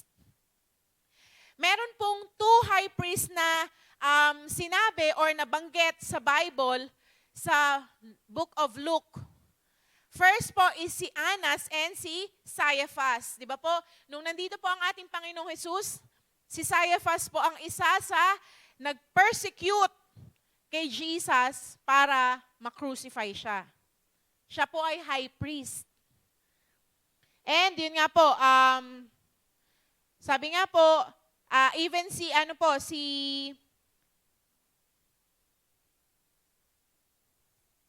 kumbaga siya rin yung nagsabi kay Saul, hindi pa po siya Paul that time, si Saul, si Apostle Paul, kumbaga sila yung nagbibigay ng karapatan na mag-persecute sa mga believers po ni Jesus during that time. Pero, praise be to God dahil we have our high priest. Sino po ang ating high priest? si Jesus po. Makita po natin sa Hebrews 9 verse 11. Sabi po dito sa Hebrews 9 verse 11, "But Christ came as high priest of the good things to come, with a greater and more perfect tabernacle not made with hands, that is not of this creation." Ayan po. Kumbaga, ang pinaka-high priest na po natin, walang iba kundi ang ating Panginoong Hesus na po. Nasabi nga po, di ba, siya rin po yung greatest sacrifice natin, na hindi na natin kailangan na mag-sacrifice ng mga animals para sa kasalanan natin, because si Jesus na po yung bayad sa lahat ng ating mga kasalanan. And also, He is our high priest na, kumbaga, hindi na po kailangan na merong pamagitan sa atin at sa Diyos, dahil ginawa na po yon ng Panginoong Hesus. Amen? He is already our high priest. Sabi po sa Hebrews 8, verses 1 to 6, "Now this is the main point of the things we are saying. We have such a high priest who seated at the right hand of the throne of the majesty in heavens." Sino po yon? Ang ating Panginoong Hesus, di ba po? Nakaupo na po siya sa trono po, sa right hand ng Father. And sabi nga po, "A minister of the sanctuary and a true tabernacle which the Lord erected, not man." Ayan po, kumbaga, ang Diyos po mismo ang nagtayo nun, hindi na gawa lang ng tao. Hindi na gawa lang nila Moses, nila Abraham, at kung sino-sino pa man na, sabi nga po, tabernacle. Pero si Jesus na po mismo, yung, kumbaga, yun nga po, yung minister sa true tabernacle. "For every high priest is appointed to offer both gifts and sacrifices. Therefore, it is necessary that this one also have something to offer." Verse 4 po, "For if we were on earth, he would not be a priest, since there are priests who offers the gifts according to the law, who serve the copy and shadow of the heavenly things, as Moses was divinely instructed when he was about to make the tabernacle. For he said, 'See that you make all things according to the pattern shown you on the mountain.'" Ibig sabihin po, nung pong ipinakita po ng Diyos kay Moses kung gaano kalaki yung tabernacle, ano yung mga gagamitin na tela, gagamitin na mga tawag po doon, mga gamit para sa tabernacle. Sabi nga po, lahat yun, nakita niya sa heavenly. Ibig sabihin, kumbaga, parang dinuplicate niya lang dito sa lupa, dito sa mundo. Kaya nga po, sabi nga po doon, "See that you make all things according to the pattern shown you on the mountain." Sabi nga po, kumbaga, parang for example po, di ba yung susi, kung gusto mo na magkaroon ka ng duplicate, kunwari, magkasama kayo sa bahay, may susi siya, siya lang may susi. Ano po yung gagawin mo? Magpapaduplicate ka. Gagayahin kung ano yung hulma ng susi para mabuksan mo yung pinto. Yung pong tabernacle na pinagawa ni God kay Moses ay ginaya niya po sa nakita niya, pinakita sa kanya, ni-reveal sa kanya ni God nung nasa Mount Sinai siya, di ba po? Kumbaga, ano yung gaano kalaki, gaano kalawak, ano yung mga gagamitin, lahat po yun. Nakita niya, kaya alam niya. Di ba po, nag-offer ang mga Israelites. Ito yung mga linen, ito yung mga gold, mga silver, lahat, dinala nila. Tapos ano pong ginawa ni Moses, pinipili niya ano yung mga pwede. Kasi alam niya, nakita niya mismo eh. Etong kulay na to, yung nasa heaven, so ito yung gagamitin natin. Etong ganitong ginto, yung kailangan na nakalagay sa, dun sa mga, ano pong tawag dyan? Yung menorah, di ba? Alam po ni Moses lahat kasi nakita niya. So, yun po, kumbaga, ang ating Panginoong Hesus po, He is now our high priest. Amen? And sabi po sa verse 6, "But now He has obtained a more excellent ministry, inasmuch as He is also mediator of a better covenant which was established on better promises." Ayan po, purihin po ang Panginoon. Because our God is not only our high priest, but He is also our mediator. Amen po. Siya na yung tagapamagitan ng tao sa Diyos Ama. Kaya nga po, every time we come to the Father, di ba po, pag nagpe-pray tayo, ano po, kanino po tayo nananalangin? Kanino po tayo nananalangin? Iba-iba sagot ha. Mukhang ano po, iba-iba yata tayo na tinatawagan. Hindi. Ibig sabihin, nananalangin po tayo sa Diyos Ama sa pangalan ng Panginoong Jesus. Amen po. Di ba kaya nga, pag nagpe-pray tayo, Father God, in the name of Jesus, nakaka-connect po tayo sa Diyos Ama sa pamamagitan po ng Panginoong Jesus. Amen po. Dapat klaro yun. Kumbaga, kasi si Jesus po yung nag-connect sa atin to the God the Father. Dahil po, ang nais po ng Diyos ay mabalik yung relationship natin sa Kanya. And that was through Jesus Christ. Amen po? Ayan. So, tignan lang po natin dito sa Luke 17, verse 11 to 19. Kwento ko na lang po yung ibang part. Ito po yung 10 lepers na pinagaling ni Jesus. Na nung pumasok po siya sa gate, nakita niya yung mga, ano po bang Tagalog ng lepers? May ketong, di ba? Usually po kasi, during those time, pag po may ketong ang isang tao, hindi siya pwedeng makihalubilo. Di ba? Doon lang po sila sa labas ng gate, di ba? Parang nakakaawa naman na may sakit na nga, hindi pa pwedeng makahalubilo sa iba. Kasi ang ano po nila, nakakahawa yung sakit na yon. At that time, dumaan po si Jesus sa lugar na yon. At eto pong 10 ketongin na to, sabi po nila, Jesus, have mercy on us. Humingi po sila ng tulong sa ating Panginoong Jesus. At eto po sa verse 14, tignan nyo po, eto yung naging respond ni Jesus sa kanila. So when He saw them, He said to them, "Go, show yourselves to the priests." And so it was that as they went, they were cleansed. Kasi po, nung panahon na yon, ang mga priest po ang magsasabi sa isang tao kung magaling na siya.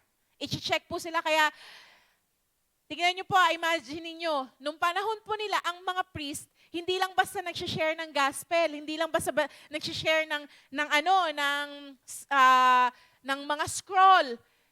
Dapat marunong din sila sa medicine. Ibig sabihin, kumbaga pag tinignan ka, okay ka na, wala ka ng sakit, o pwede ka na pumasok sa city, pwede ka na makihalubilo sa iba. Kaya po ano sabi ni Jesus dun sa 10 na ketongin na yon? Sabi po niya, di ba? Show yourselves to the priest. At, sabi nga po, and so, at nung papunta na yung mga 10 ketongin na yon, gumaling sila. Tingnan niyo po, sa verse 15, and one of them, when he saw that he was healed, returned, and with a loud voice glorified God, fell down on his face at his feet, giving him thanks. And he was a Samaritan.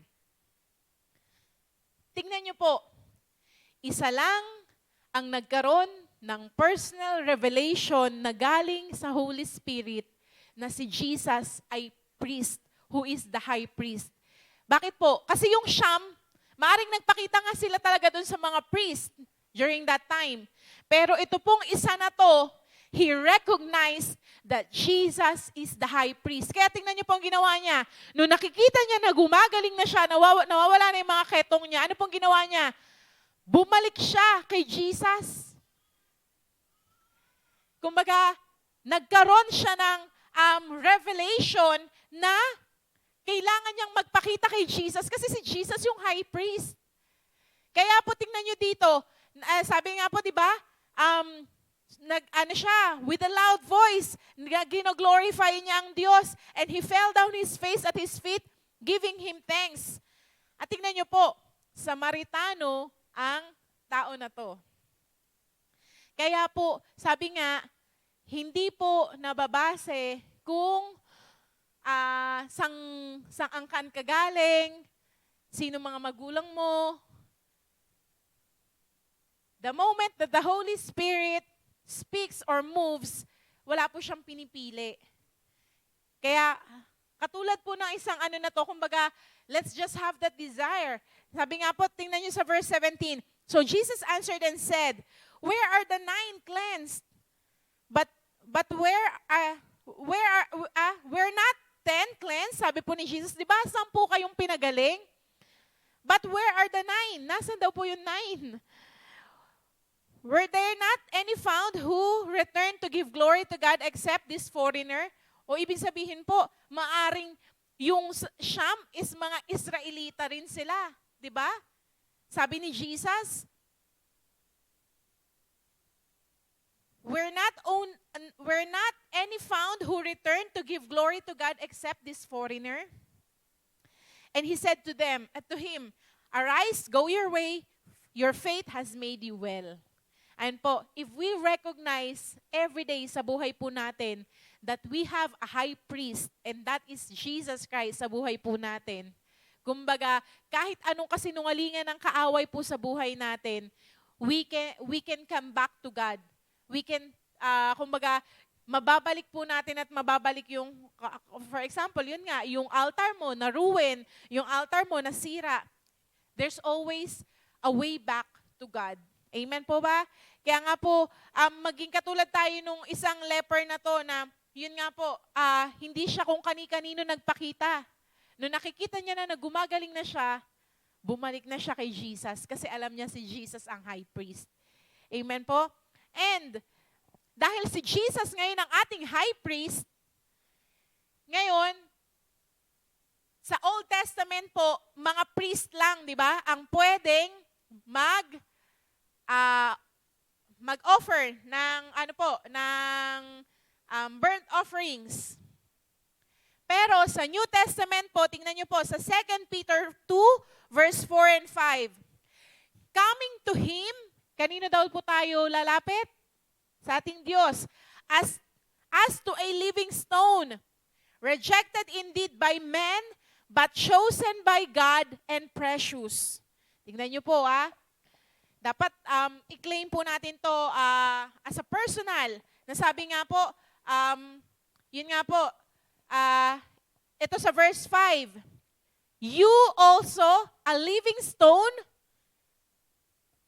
tayo daw po, ikaw, yung katabi mo, you also, a living stone, are being built up a spiritual house, a holy priesthood, to offer up spiritual sacrifice accepted to God through Jesus Christ. Ayan po. Kaya nga sabi nga po dito, sino na ngayon? Yung mga priesthood. Tayo na po yun. Lahat ng believers. Lahat ng, sabi nga po, tumanggap sa Panginoon. Na sabi nga, ano daw po yung gagawin natin?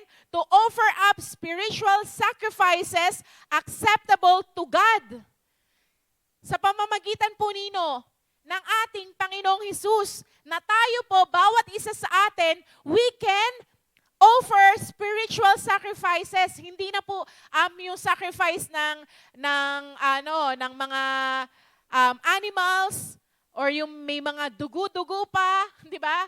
Yung isusunugin pa natin, hindi na po yun. Kasi meron na tayong ultimate sacrifice, our Lord Jesus Christ. And we already have our high priest, our Lord Jesus Christ. Ano na po yung kailangan nating gawin ngayon? To offer up spiritual sacrifices. Amen po? Kaya nga ano po sabi sa book of Psalms, sabi nga po, enter His gates with thanksgiving in our hearts. Di ba po? Na every time we come to Him, every time we come together to worship God, dapat po may dala-dala na tayong pasasalamat sa Diyos. Amen po? Yung puso natin puno na ng pasasalamat na Lord, thank you, pinagaling mo ko. Lord, thank you, pinalakas mo ko. Lord, thank you, ni-restore mo ko. Lord, thank you.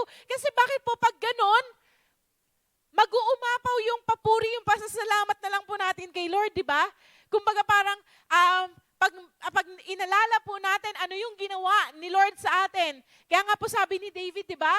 Yung sabi niya sa ano pong chapter to? Sabi niya, bless the Lord, O my soul, and all that is within me, bless His holy name. Bless the Lord, O my soul, and forget not all His benefits. Bakit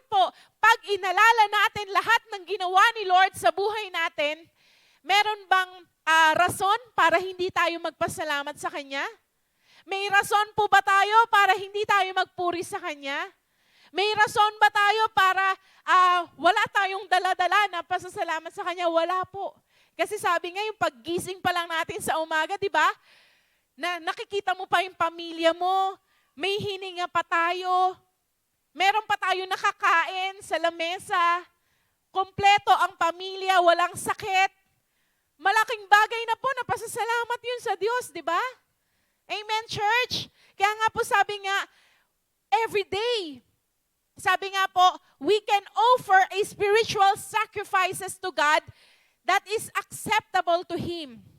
Yun nga po, yung pagpupuri natin sa Kanya, yung pag-awit natin sa Kanya, yung sabi nga po, in all that we do, di ba? Sabi nga po, do it all for the glory of God. Kahit naglalakad ka, kumakanta ka, naghuhugas ka ng pinggan, nag-worship ka kay Lord, all of that is a sign of worship to Him. Amen po ba? And let's go to verse 9. 2 Peter pa rin po tayo. 2 verse 9 and 10. Sabi po dito, but you, a chosen generation, a royal priesthood, a holy nation, His own special people. Sino po yun? Nako, mukhang yung iba. Hindi niyo tinatanggap na kayo po ito. Ang tinutukoy dito, tayo ito, bawat isa po sa atin. Sabi nga po dito, we are a chosen generation. Pinili po tayo ng Diyos. Amen? A royal priesthood. A holy nation. His own special people. Amen po? Kumbaga, kung ang mga magulang mo, hindi ka paborito, kung ang kapatid mo, hindi ka paborito, lola mo, lolo mo, hindi ka paborito, ito po good news. Gusto kong sabihin sa'yo, si God, favorite ka. Special ka sa harap niya. Kasi sabi niya po, di ba? His own special people. Special po tayo sa harap ng Diyos. Bakit? Kasi kung hindi tayo special sa harap ng Diyos, ibibigay po ba niya ang Panginoong Jesus na mamatay dun sa krus ng Kalbaryo? Na maghirap, na magdumanak yung dugo, tanggapin yung 49 na latay sa likod niya? Diba? Doon pa lang po, makikita natin that we are special people. Yung mga nanampalataya sa Panginoong Jesus. Amen? Sabi nga po dito, that you may proclaim praises of Him who called you out of darkness into His marvelous light. Ibig sabihin po, sabi nga, kumbaga, pinili niya tayo, tinawag niya tayo, para daw po to proclaim praises of Him. Papurihan ng Diyos, pasalamatan ng Diyos, na tumawag po sa atin out of darkness into marvelous light. Lahat po tayo galing sa dilim, di ba? Kahit na sabihin mo pang lumaki ka sa church, meron at meron pong turning point ang buhay ng bawat isa sa atin. Galing lahat tayo sa dilim na, sabi nga po, the moment we had a personal encounter with God, nilipat niya po tayo sa marvelous light niya. And verse 10, who once were not a people, but are now the people of God. Dati po, kung hindi tayo people of God, kaninong tao tayo? Diba? Simple lang.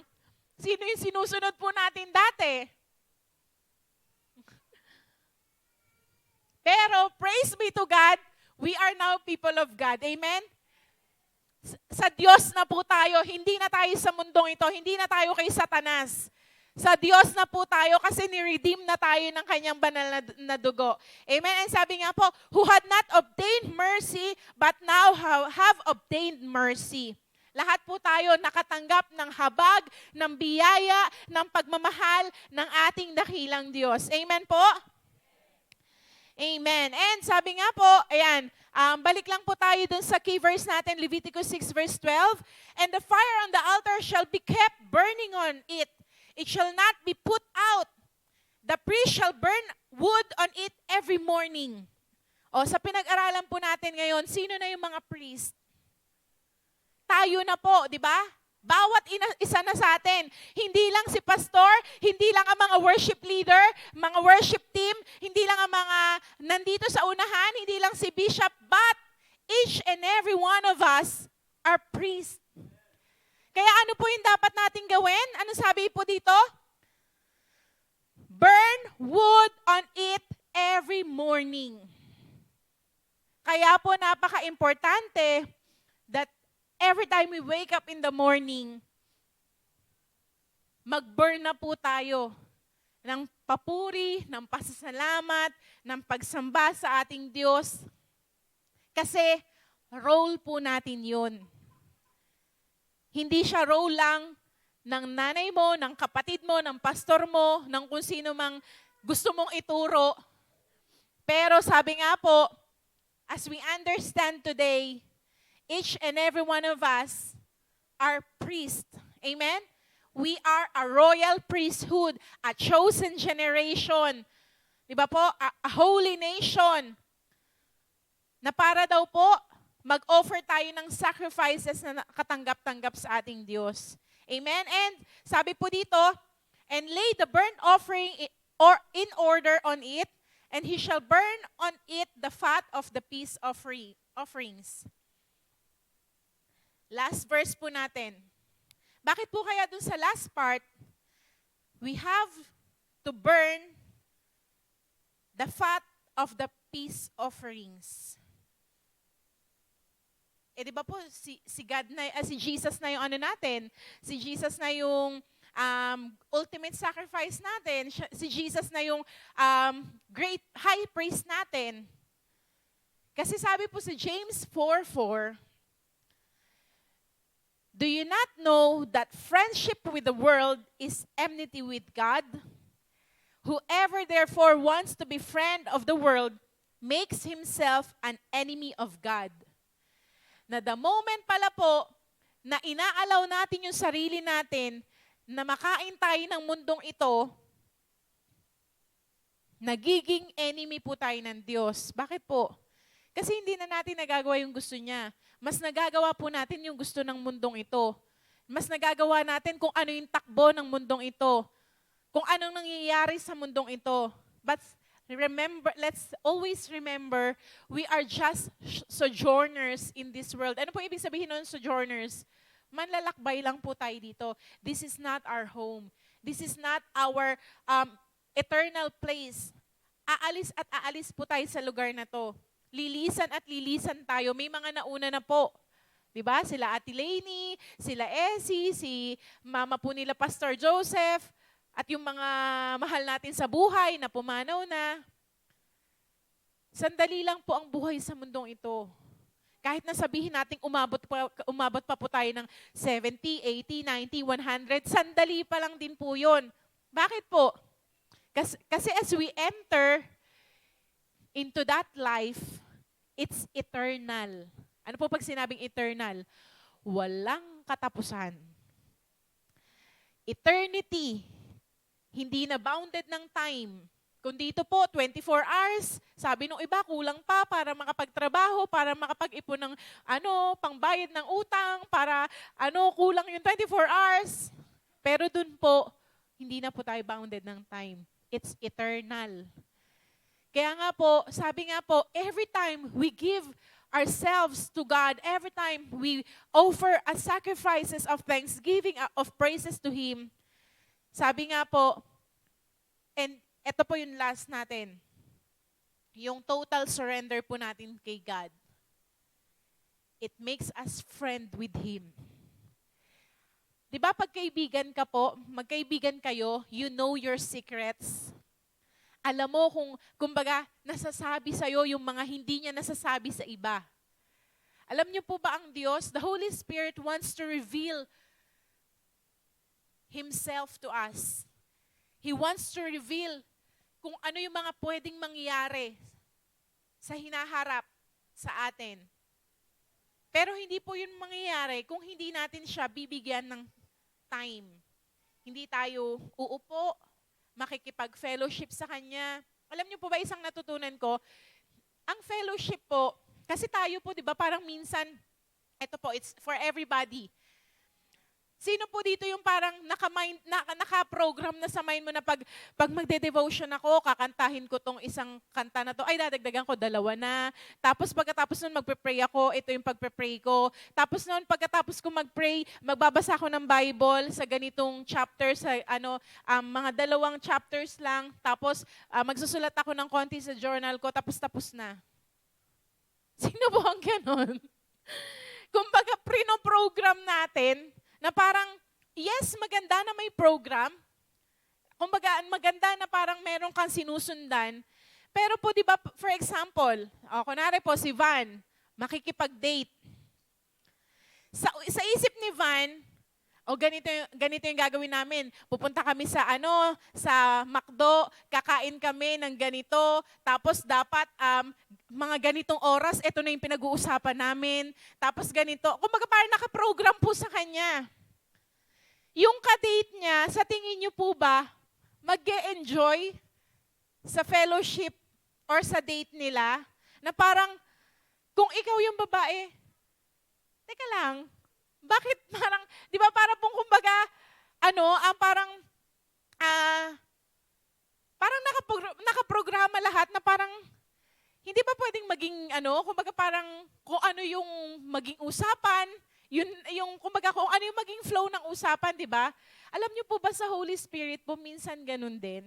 Yes, maganda na may program tayo. Yes, maganda na may tayo. But the Holy Spirit wants to have a fellowship na, kumbaga, hindi natin po siya binabox.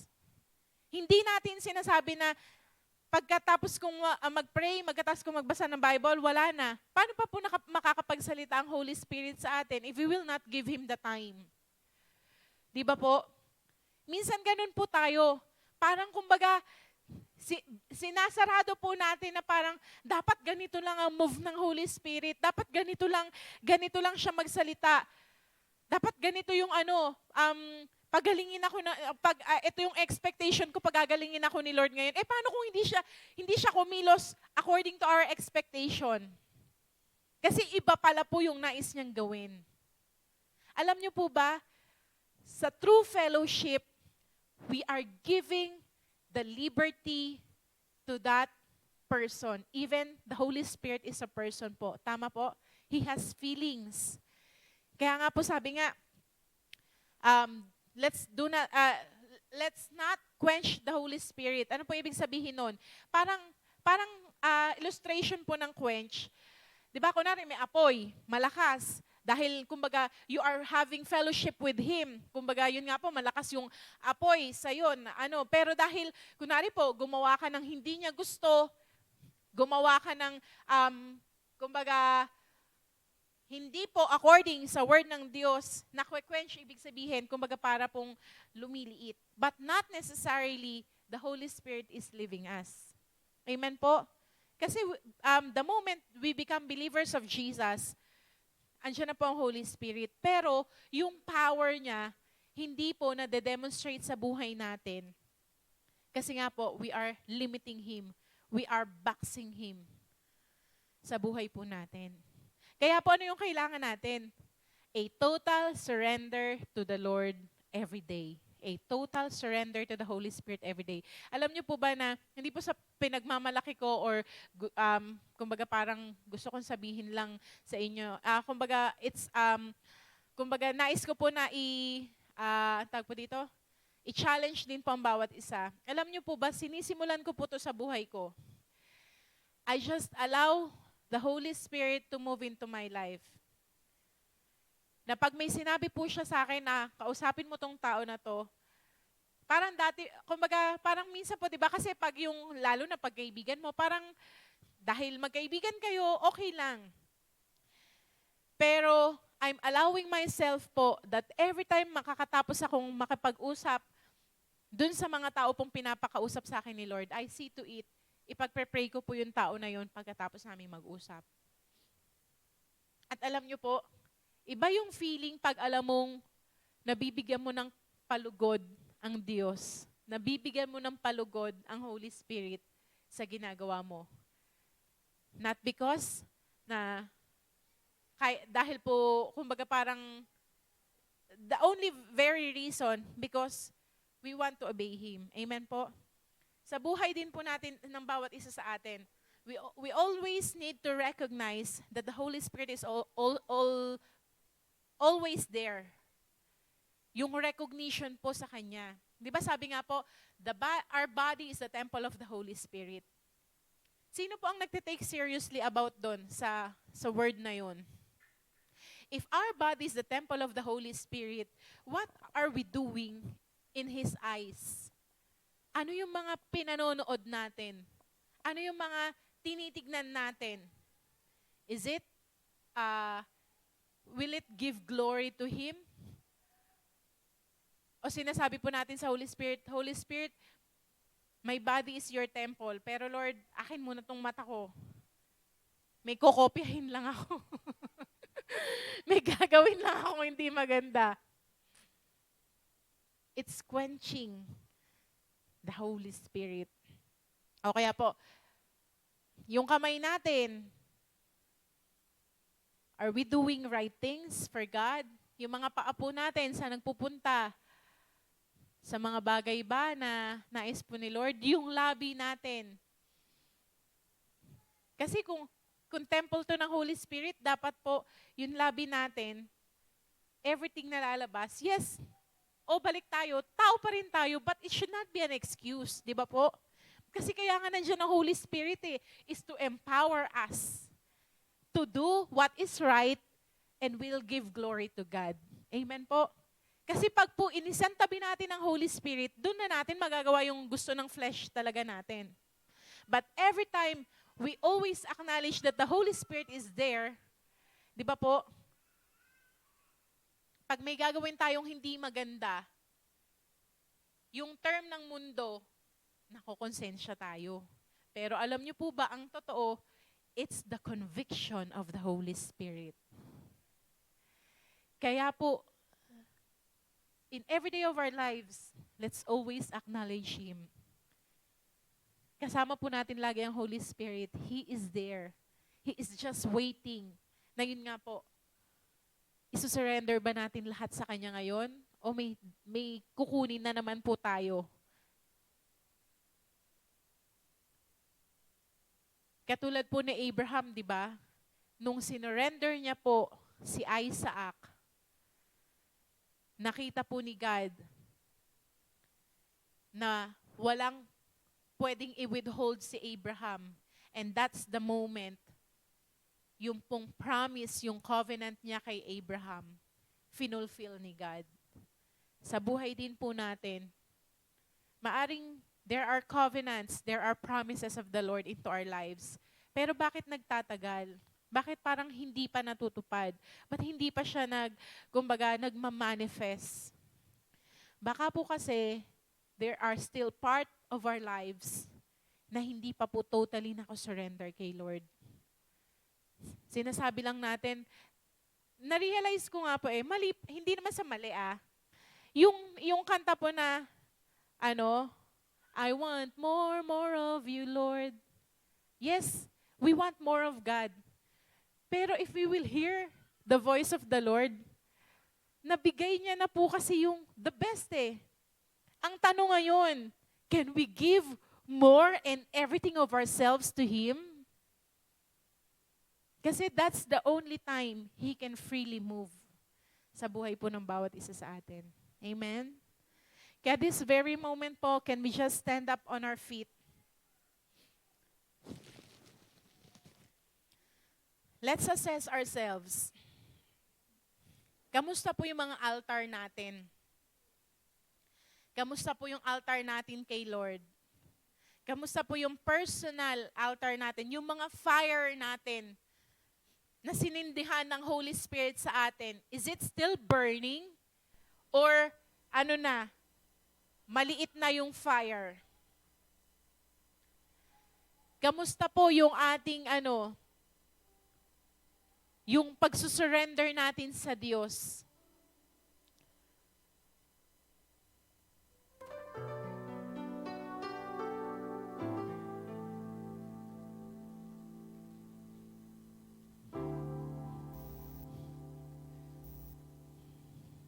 Kasi po lahat tayo, gagamitin po ni Lord. Hindi lamang po yung mga nandito sa unahan. Pero ang tanong lang po lagi, are we willing and available to be used by God? Kahit sino po pwedeng gamitin ng Diyos. If we will allow Him. Kahapon lang po, gusto kong i-testify sa inyo. The other night po kasi may napanaginipan na po ako. Yung kaklase ko po nung elementary, napanaginipan ko po siya. Tagal ko na po siya hindi nakikita. And then I just tried to call her. Nag-usap po kami. At yun nga po, bigla niyang na-share na masakit daw po yung paa niya. Eh, knowing kaedad ko lang po siya, 36. Ako, 36 din siya. Ang term pa niya, yung sakit niya, sakit na pamatanda. Sabi ko, grabe ka naman, 36 ka lang, sakit ng pamatanda yung ano. Sabi niya, kasi ganun talaga, yung ano, parang habang tumatanda, ayan na siya, magiging, parang tinanggap niya na po. Pero after that po, I prayed for her. I asked the Lord, the Holy Spirit to touch her knees na maramdaman niya po yung complete healing. Alam niyo po yung simpleng minsan na pag-uusap na when the Lord revealed something na nais niya na ipag-pray mo, do we have that courage to pray for the other person? O mahihiya po tayo na, Lord, pagpapray ko na lang siya pagkatapos na namin mag-usap. I challenge each and every one of us. Ito po yung, kumbaga, one of the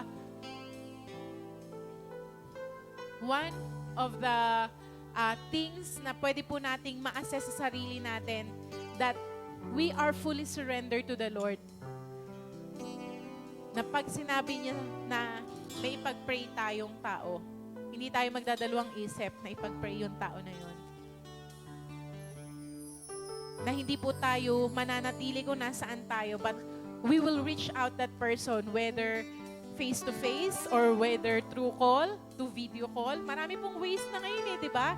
Wala na tayong pwedeng gawing excuse kay Lord na, Lord, hindi ko siya mapupuntahan, malayo siya Malayo yung bahay niya Hindi ko siya mapupuntahan kasi pag sinabi ni Lord na, be at peace with your sister, with your brother. Marami pa po ba tayong complaints? Lord, sinaktan niya ako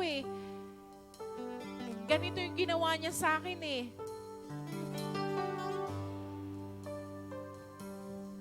The Lord is looking to our full surrender to Him. Just like Abraham. Na yung even our very Isaac, pwede po nating i-lay down kay Lord without hesitation, without explanation, na pag sinabi ni Lord, we will just obey.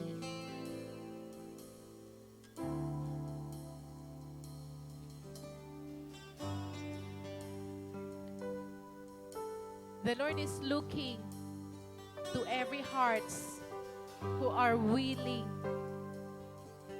to obey Him, follow Him, and do His will. Katulad po ng ating Panginoong Jesus, di ba? He just do what He hears from the Father.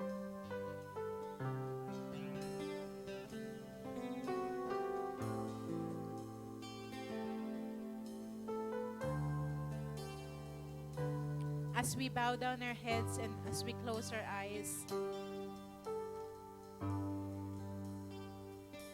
the Lord is here. Lahat po tayo, walang exempted, walang exemption.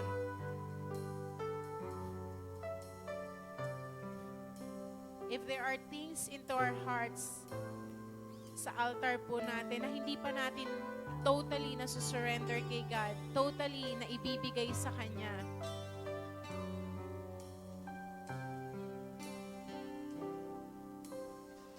sa mga pagkakataon pong ito, take a step of faith and lay down that in your altar sa Panginoon.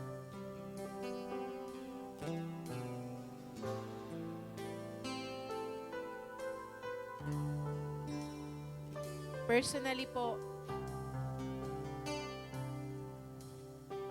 makipag-usap po tayo sa ang bawat isa po sa atin sa Diyos, because He is a personal God and you alone knows kung ano pa po yung mga hindi pa po natin na ilalay down sa Kanya. Let's just take time to have a personal conversation po sa ating Diyos.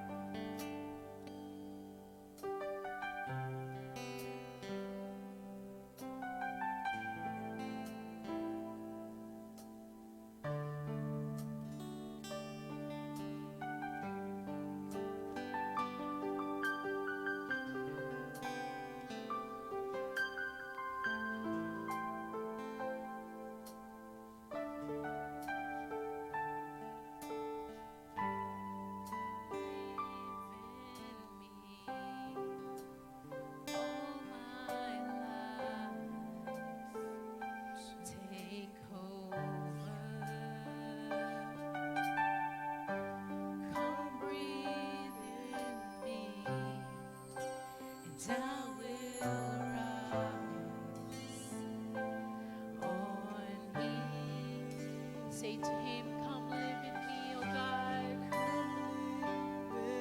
Oh, take everything in my life, oh God. Oh, take over, oh God. As we surrender to you everything today, God. Oh, yes, Lord. Come live in me.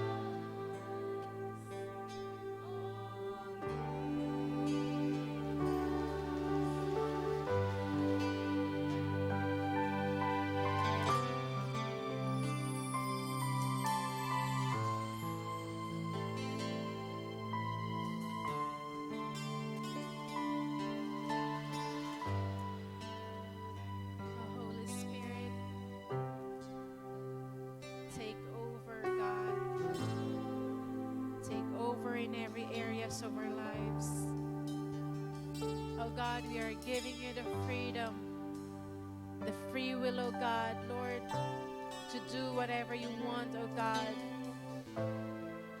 Say whatever you want to say to us, oh God, because you know what is in the Father's heart.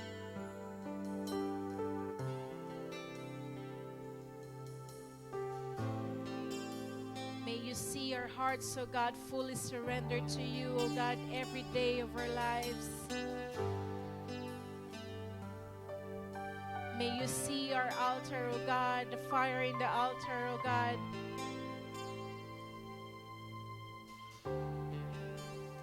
Is being burning, oh Lord.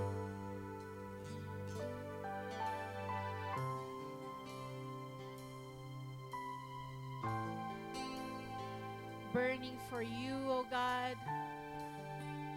To know you more, to love you more, to serve you more, oh God. And even to offer up, oh God, our sacrifices of thanksgiving, our sacrifices of praise, oh God, for you alone, Lord.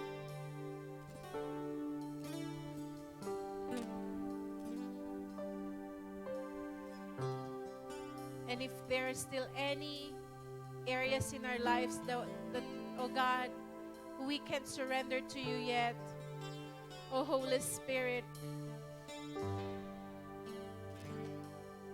give us the courage, oh God, Lord, to surrender everything to you, oh God, and to fully trust you, oh Lord. To fully trust you, oh God. Simply because you are the God of our lives. You hold our future into your hands. You hold our world, oh God, into your hands.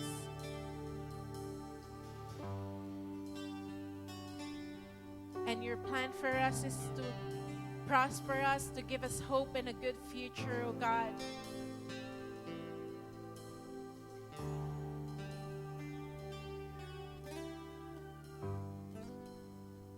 Help each and every one of us, oh God.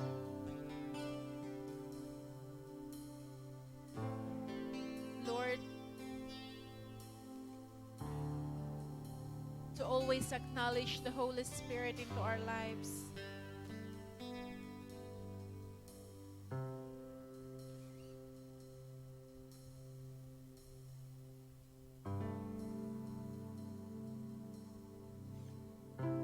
That we will always be of mind, O Lord, that we are not alone. That even in every decisions that we will make, let Holy Spirit be the best influence in us, the best influence of our lives.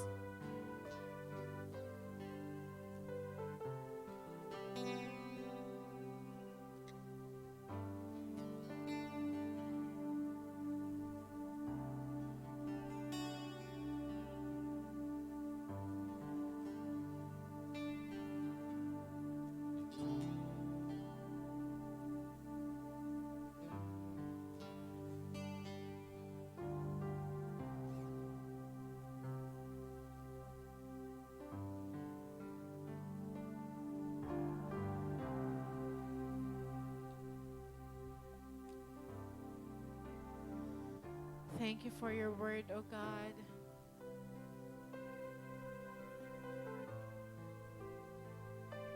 Help us, O Holy Spirit. For we acknowledge apart from you, we are nothing and we cannot do anything. Guide us in this life. That may be the very heartbeat of our hearts, O God. We'll always please you, glorify you, O God, and honor you in everything that we do.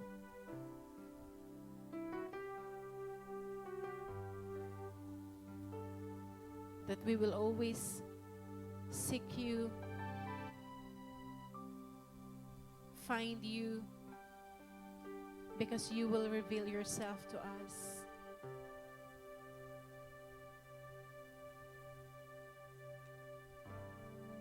Help us to obey you, O God, without murmuring, without complaining. Help us to fully obey you, O God.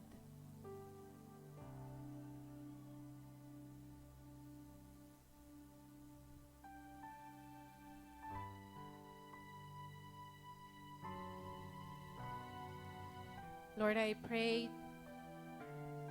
sa akin po mga magulang, kapatid, Panginoon. Let the blessing of the Lord that adds no sorrow in it. Let your favor, O God,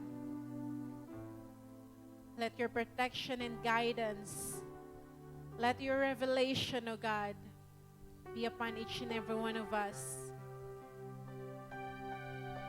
And most especially, O God, the sweet fellowship of the Holy Spirit. May we enjoy it every day of our lives. Oh, thank you, Father. Thank you, Jesus. Thank you, Holy Spirit. To you alone be all the glory and all the praise. Thanksgiving and adoration. We love you and we praise you. These things we pray in Jesus' name. Amen and amen. Putting po, Panginoon.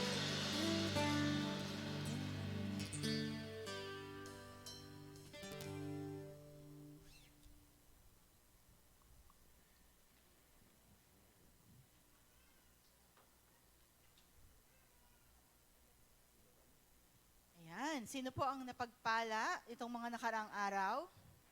Ayan, taas ang kamay, ang mga napagpala. Amen. Yes, let us always declare the goodness of our God in our lives, no? Dahil siya po ay patuloy na nagpapala sa atin. Ano pong lesson natin kanina? Let our altar, our fire burning. So, hindi po yun mag-aalab kung wala po tayong pagmamahal sa ating Panginoon. Yung pong love is, yung pong pagmamahal na yon, hindi yun mag-reciprocate kung hindi po tayo nagbibigay. Ayan. Yung pong, naalala ko po, may mga, minsan may mga pumapanaw o meron po sila mga last will and testament. So, sabi po ng mga heirs nila, sabi po, bilin po ni Papa o ni Mama ganito, dapat ganyan, at sinusunod nila yon. At ang ating Panginoon, He is a living God. He has instructions. Buhay siya na mas kailangan nating sundin yung mga instruction niya. May mga instruction po siya sa atin, sa ating buhay, kung paano nating i-manage ang ating mga finances. And one of that is our tithes and offering. Sabi nga po no, sa Malakay 3:10, give your tithes unto the storehouse. Saan daw po? Unto the storehouse, sa tabernacle. Kung saan-saan, may namamali mo sa kalye, yon tithes ko na yon. O hindi po yon tithes, abulo yon or alms yon, ano? So minsan yung nami-misconcept natin ng tithes and offering. Tithes is the tenth of what we receive, and offering is after deducting the tithes, we are giving our seed. Ito ay pagpupunla. Ito ay pagbibiligay ng pagtatanim na kung saan later on we will harvest. Ayan. Sino po ang gustong mag-ani ng madami? Amen. So what you sow, you will also reap. If you will sow sparingly, will also reap sparingly. So kung ikaw daw po ay maghahasik ng madami, marami ka ring ma-harvest in the future. So, let us put our offerings in our offering basket. Pero before that, pray po muna natin ang ating mga offering. And continue po natin punta naman po tayo sa ating mission offering. Ayan, isasama ko na rin po ang mission offering. As Pastora Chic, pinlash kanina rito yung mga pictures ng ating mga missionaries. Ayan, headed by our beloved Bishop sa Cagayan de Oro. Previous week, nasaan po sila? Nasa Palawan. And Before that pala, si Bishop nasa Alaminos din. So marami po tayong mga bubuksang churches. At karamihan po sa atin ay limited ang oras. Hindi po tayo makasama sa mga missions. So ngayon, what are we going to do is to share a little of what we have. Bigyan po natin ng space din yung ating wallet dyan para sa ating mga missionaries. Kasi kailangan po nating mag-seed sa ating mga missions. Sabi po sa Matthew 28:19, "Go ye therefore and proclaim to all the nations, no, baptizing them in my name," no? So yun po yung ating Great Commission na ipahayag ang salita ng ating Panginoon sa kasuluk-sulukan na kung saan nakasuluk-sulukan ng mundo. So nandito po tayo sa ating minamahal na bansa, Pilipinas. Unahin muna din ang ating mga lugar dito bago tayo pumunta sa ibang bansa. We must take part on our mission. Hindi po tayo makakaalis. Wala po tayong oras dahil tayo nagtatrabaho. Let's participate. Meron po tayong mga binibigyan ng mga tulong ng mga kakababayan natin. Sa pagpunta po nila doon, meron po silang mga pinapak na mga bigas, dalata, mga konting tulong. So kung nais po nating maging kabahagi, actually, desire lang naman po yun magsimula ito sa desire, and we act on that, at si Lord po ang mag-fill in ng ilalagay natin dito sa envelope. Si Lord po ang magpo-provide. Ang kailangan lang po natin ay willing heart to take our part. Amen po? So let us pray. Lord, maraming salamat, Panginoon, sa opportunity na ito na once again, maibalik namin sa inyo ang para sa inyo, Lord God, ng aming mga tithes and offering. Father God, we also giving, Lord, our seed, our offering, Panginoon, as a way of saying that we entrust all our finances unto you, O God. Father God, we also put in this envelope, Lord, our offering for our missions, O God, our pledges for our missions. Let our, Lord, people in the field, O God, doing missions, Lord, sa iba-ibang lugar, Panginoon, ay ma-bless ninyo, Panginoon. Even the people that they touch, Panginoon, the contacts, Panginoon, na binibigay nyo, O Lord, upang makonect kami sa mga tamang tao na network at makakatulong sa amin upang kami, Panginoon, ay makapagbahagi ng iyong salita. Lord, let your favor work upon all our missionaries, O God. Bless them exceedingly abundantly. And Lord, we ask for your protection, for your covering, for your anointing, for wherever they go, you shall be with them, O God. Lord, maraming salamat, O God, as we put all our tithes, our offering, our mission offering to this envelope, O Lord. Let it be a burnt sacrifice, pleasing unto your eyes, O God. Lord, maraming salamat po, O God, as we put this into those baskets, O God. It is an act of surrender for all our finances, O God, that only unto you, O Lord, only from you, Lord, kayo lamang po ang source ng lahat, O God. All you need from us is an act of faith, a step of faith, O God. And that is what we are doing right now, O Lord, because we love you. And we want to keep that fire of that altar, O God, in our lives, burning in our hearts. We praise you, we glorify your name, O God, in Jesus' name. Amen, amen.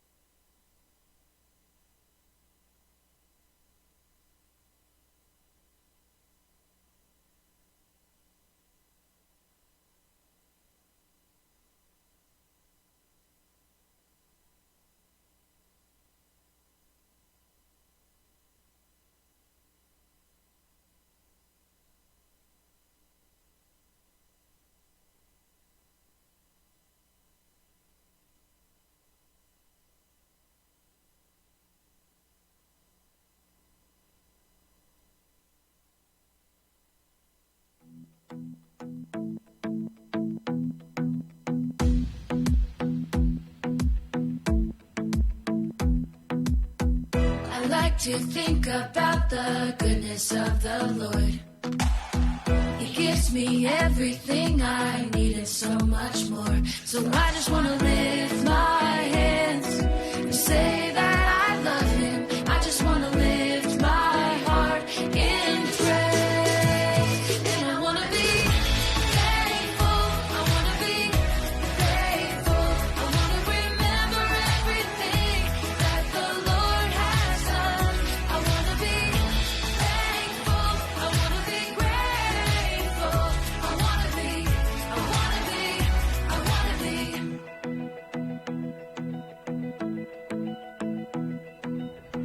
I like to think about the goodness of the Lord. He gives me everything I need and so much more. So I just want to lift my hands and say that I love Him. I just want to lift my heart in praise. And I want to be thankful. I want to be grateful. I want to remember everything that the Lord has done. I want to be thankful. I want to be grateful. I want to be, I want to be, I want to be thankful. I want to be grateful. I want to remember everything that the Lord has done. I want to be thankful. I want to be grateful. I want to be, I want to be, I want to be, I want to be, I want to be, I want to be, I want to be.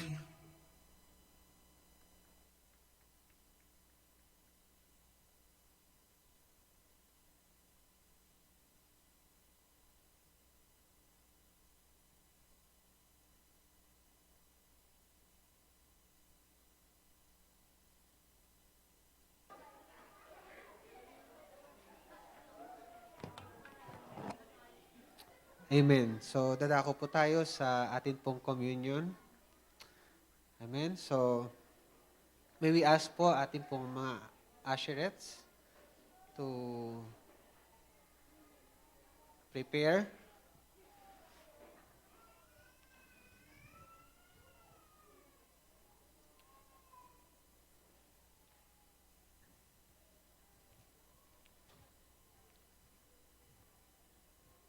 Tayo po muna dito sa harapan. So before we distribute, I just want to read po ito pong passage sa banal na kasulatan. Dito po sa 1 Corinthians chapter 11.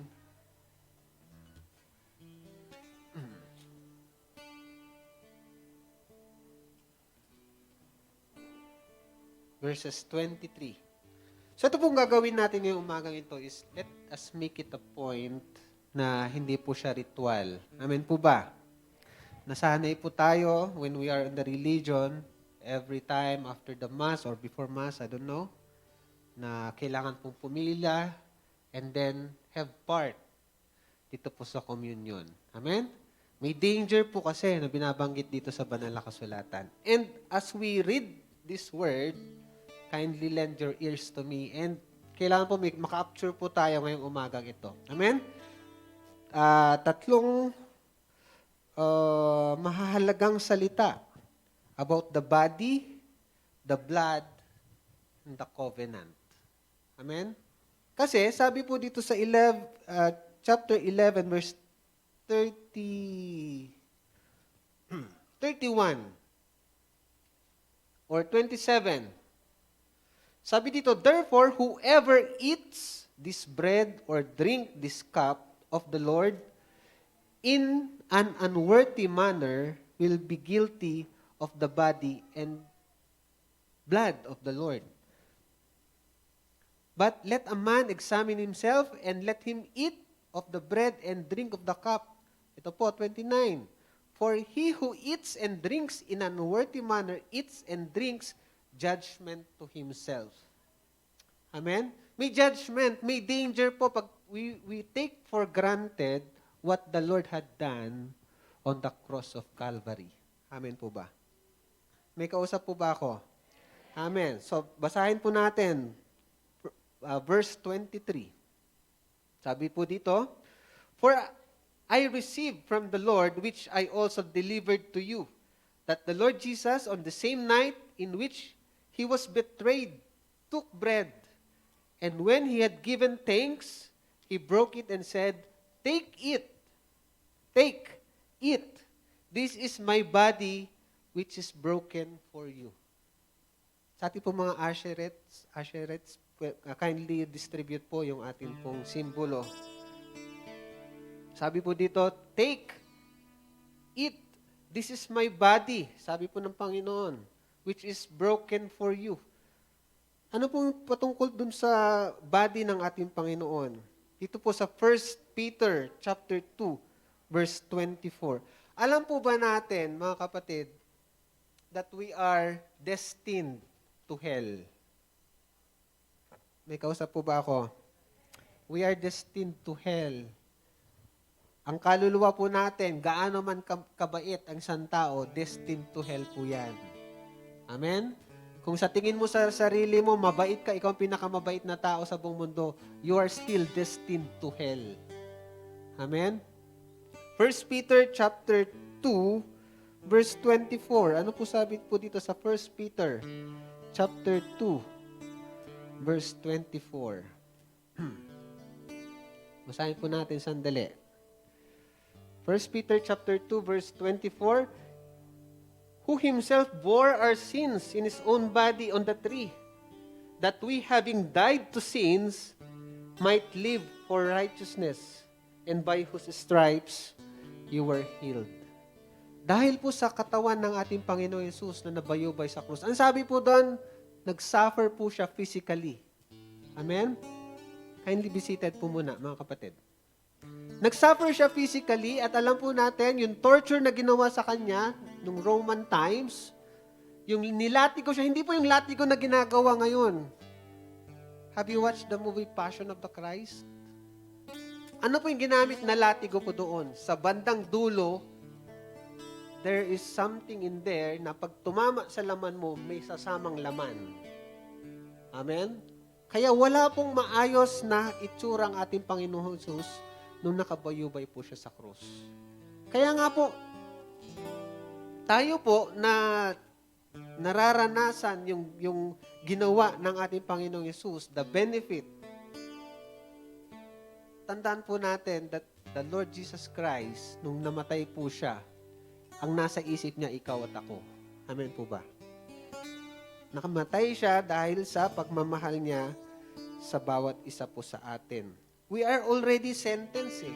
Meron na tayong judgment eh. Sabi ng banal na kasulatan, for the wages of sin is death. Nung nagkasala po ang tao, may destiny na ang tao. Pero hindi po pumayag ang Diyos. Amen? At ang sabi ng banal na kasulatan, He cannot contradict His word. Hindi po niya pwedeng banggain yung salita niya. Kaya gumawa siya ng paraan, i-offer the Lord Jesus Christ that ikaw sana at ako sana ang mapapahamak. But because of His love, He sent the Lord Jesus Christ. Amen? That's the body of Christ. Amen? Yun yung katawan ng Panginoong Yesus na nagluray-luray. Amen? Dahil sa pasakit na dinanas niya. Amen?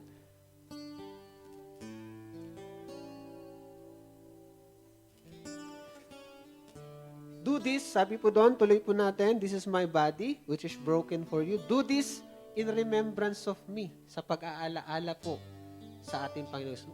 Do not just eat that bread, kasi baliwala naman yan eh. Amen po ba? Nagkakaroon ng halaga yan if you remember what the Lord has done on the cross of Calvary. So if you will not remember what the Lord has done, better not eat it. Bakit? Because we will be judged accordingly, sabi ng banal na kasulatan. Kaya nga every now and then may communion, do not just take and eat. Remember what the Lord has done on the cross of Calvary. Amen po ba? Tuloy po natin. Verse 25, in the same manner, He also took the cup after supper, saying, This cup is the new covenant in my blood. Do this as often as you drink. Ang sabi po doon, as often as you drink. Not seldom. Amen po ba? When you say often, every now and then, alalahanin mo. Amen po ba?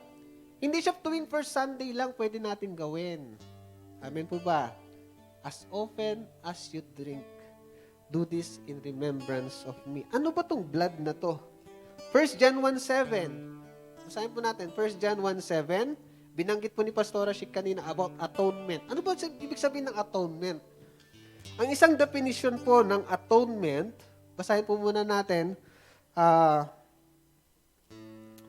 John 1 verse 7. Diyan po ba, Brother Goy? 1 John chapter 1 verse 7.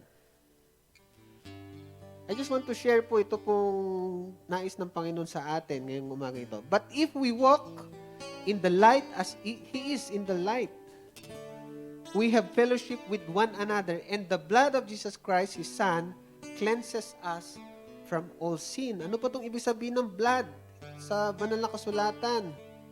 The technical word for the blood of animals and of the people. But in the New Text, used particularly for the atoning blood of Christ. Ano ibig sabihin ng atonement? Atonement means a repair for a wrong. Amen? Para maisaayos yung maling nagawa. Yun yung gamit ng blood. Amen? Sa atin panahon ngayon. Meron pong binigay, dumanak po ang banal na dugo ng ating Panginoon Jesus. Sabi ng banal na kasulatan, without shedding of blood, there is no remission of sin. Matthew chapter 20 verse 28. Isa pa po salita. Matthew 20 verse 28. Para po hindi maging ritual sa atin, ano ba yung ginagawa natin tuwing Holy Communion? Matthew chapter 20 verse 28. Just as the Son of Man did not come to be served, but to serve and to give His life as a ransom for many. Very familiar po yung salitang ransom. Amen po ba? Ang isang kinidnap, pag walang ransom, technically, hindi siya papalayain. Amen po ba? Tayo po, hindi po tayo makalaya sa kasalanan, hindi tayo makalaya dun sa eternal death na nag-aabang sa atin without that ransom. Ano po ba yung ransom na yan? It's the blood of the Lord Jesus Christ. Amen po. Kaya nga every time we drink this cup, do not just drink it. Otherwise, walang kabuluhan yan. Amen po ba? Mawawalan yan ng saysay. Kaya nga sinabi doon, sa binasa po natin kanina, na marami daw ang nagpapaalam.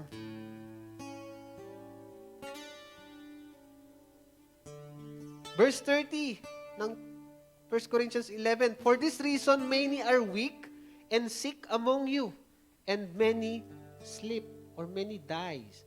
Bakit po? Because we take for granted the essence of this blood and of this body of Christ. Amen po. Nagkakaintindihan po mga kapatid. Dahil tayo, may sentensya na po tayo. Amen? Sentensyado na tayo. Tama po ba? Amen? Ang isang nakakulong na nasa death row. Amen? Di ba naririnig natin? Na sa kanyang huling araw, ano yung huling abilin mo? Ano yung gusto mong kainin? Ano yung gusto mong maranasan? Di mo ba? Do you think makakain ka pa kayo ng masarap? Alam mong papatayin ka na bukas? Hindi mo may enjoy. Bakit po? Kasi may destiny ka na eh. Ang destiny po natin sa eternal death. Binanggit po kanina. But because of the love of the Lord Jesus Christ and even sa ating pong Diyos Ama, He gave the best of heaven. Our ultimate priest. Siya po yung nabayubay sa cross. Siya po yung pinatay doon sa, symbolically, sa brazen altar or doon sa ginawa siyang burnt offering because once and for all, He died for our sins so that we may enjoy life eternally. Amen? Kaya nga sabi ng John 14:6, dahil siya po'y nagbayad, no one comes to the Father except through Him. I am the way, the truth, and the life. Sabi po doon. Amen? Our passes is the Lord Jesus Christ. Our passport pala. Sorry. Our passport is the Lord Jesus Christ in entering heaven. Amen? Do not go to heaven without your passport. Iti-deport ka. Amen po ba? Pag wala kang passport, labas ka ng bansa, madi-deport ka. Bakit? You have no authority to enter that country. Amen po. We have no authority to enter heaven without the Lord Jesus Christ. Kaya nga po, every time we eat the body of Christ, every time we drink the blood of Christ, do this, sabi ng banal na kasulatan, in remembrance of me. Amen po. Kaya tayo po, let us assess ourselves, let us focus our eyes, ourselves, our heart to Him. Heavenly Father, we thank you for your Son, the Lord Jesus Christ. Namatay po siya, Panginoon, para sa aming mga kasalanan so that we may enjoy life, we may enjoy heaven with you. Thank you for that grace. Thank you, O God, for that mercy. Salamat, Panginoon, dahil sa mayaman mong biyaya, nagkaroon po kami ng buhay na walang hanggan. And we also thank you for the Lord Jesus Christ because He is so obedient to you that He obeyed you, O God, even to the point of death on the cross. Nasa punto ng kanyang buhay, nahiwalay po siya sa iyo dahil sa aming mga kasalanan. But salamat, Panginoon, that you redeemed Him, you resurrected Him, and He is now seated sa iyong trono, Panginoon. Salamat po ngayong umagang ito. Amin pong itinatalaga, amin pong ina-acknowledge, Lord, ang ginawa ng aming Panginoong Yesus na namatay po siya para sa aming mga kasalanan at pagkaraan ng 3 araw, siya ay nabuhay na muli. We honor you, God. We glorify you. This we ask in Jesus' name. Amen and amen. Sabay-sabay po natin kainin ang simbolo po ng katawan ng ating Panginoon. At atin pong inumin ang simbolo ng kanyang dugo.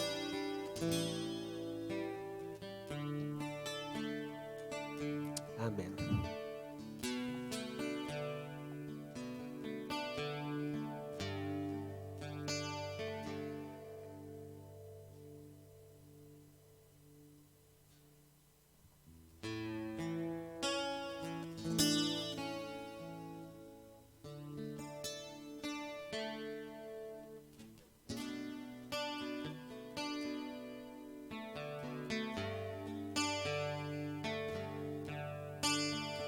Tayo po'y dumako sa ating announcement. Ayan. Please stay after this service for our eating fellowship. So, may eating fellowship po tayo after this service. Next. Ayan, yung mga mission trips po natin. Ayan yung mga nakaraan nung ngayong November po pala. Ngayon po ay nasa Cagayan de Oro pa po sila Bishop at saka si Rev. Kasama po yung ating ibang mga kapastoran. And then, yung November 23 to 26 sa Davao naman po yan. Next. Ayan. Concert for a Cause. Concert for a Cause. Amen. Ayan. Yan po yung ating mga special guest. Nandyan po si Dolphy Jr., tapos si Dennis Faith, saka si Natalie Joy. Tapos, kung sino pang nais na mag-avail ng ticket, meron po dun kay Pastor Chic. Worth of 300. Ayan, yan po yung sample ticket po natin. Yan, Speak Live.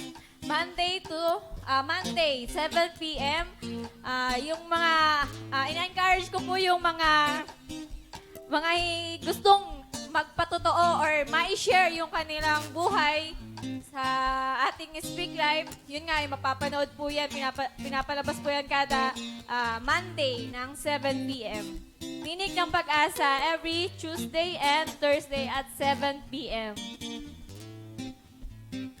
Ayan, prayer meeting every Friday at 7 p.m. Next, ito po yung J-Blue Leaders and Workers Spiritual Feeding po natin via Zoom tuwing Tuesday naman po siya every 8 p.m. po. At yun nga po, marami po mga ini-invite si Bishop dyan na iba't ibang pastor na nagtuturo dyan. Kaya I encourage ang everyone na umattend po sa lahat ng mga gawain dito every Tuesday. Discipleship Training. Ayan, kay Sister Clyde po ang mga kids. Sa youth naman po is kay Brother Neil. Young adult is kay Brother Shelem and Sis Iyay. Adult woman, Sis Arlene. Adult men, Brother Rio. Senior adult kay Rev Stella. Yan, online prayer gathering every ano po yan. Sa fathers po, Monday to Saturday, 4 a.m. Mothers, Monday to Saturday, 5 a.m. At sa ating mga pastor naman po is Monday to Friday, 5 a.m. Ayan, don't forget po na i-like, follow, and subscribe po natin ang ating mga ang ating Facebook page sa Jesus Be Lifted Up Church at sa ating YouTube channel, yung J Blue Church. Yan lamang po sa ating announcement.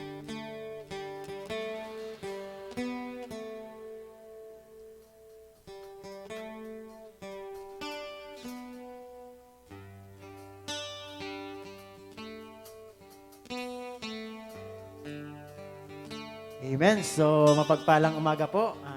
Tinatawagan ko po yung mga mag-birthday. Pakain po. Itong November, tayo po'y makmag dito at tayo po'y papanalangin. Amen. So, pumalakpak po muna ang mga na-bless. Kaya umagang ito. Amen. Praise the Lord. Dahil po sa ating buhay ngayon, kailangan nag-aalam ang ating pananampalataya sa ating Panginoon. Amen. Gutom na po mga lahat. Amen. Amen. So, tayo po tumayo. Ituon po natin ang ating kamay sa mag-birthday nitong November. Tayo po yung magdeklara ng mga mabubuting bagay sa kanilang buhay. Ama namin Diyos na buhay na makapangyarihan sa pangalan ng aming Panginoong Isus. Narito ang aking mga kapatid na magdadaos ng kanilang kaarawan, Panginoon. Tunay nga, O Diyos, sila po'y pagkalooban mo ng mainam na kalusugan. At itong mga batang ito, Panginoon, ay lumaking may banal na takot sa iyo at pagkakakilala. At tunay nga, O Diyos, sila po'y gawin mong ulo, hindi buntot, O God. Kundi tunay nga, O Diyos, na sila'y pag-i-excellent mo, Panginoon, sa kanilang pag-aaral at ang pagsama mo, Panginoon, sa kanilang buhay, kanilang maranasan. At tunay nga, O Diyos, maging malapit ka sa kanilang buhay. At tunay nga, Panginoon, salamat sa buwas na langit at pag-iingat mo sa kanila. At winawasak ko at lahat ng gawa ng kaaway sa kanilang mga buhay. At Lord, muli, kami nakikigalak sa kanilang kaarawan. Muli, O God, pinupuri ka namin, dinadakila ka namin sa matamis na pangalan ng aming Panginoong Isus. Amen. Music Maestro! Happy birthday to you. Happy birthday to you. Happy birthday, happy birthday, happy birthday to you.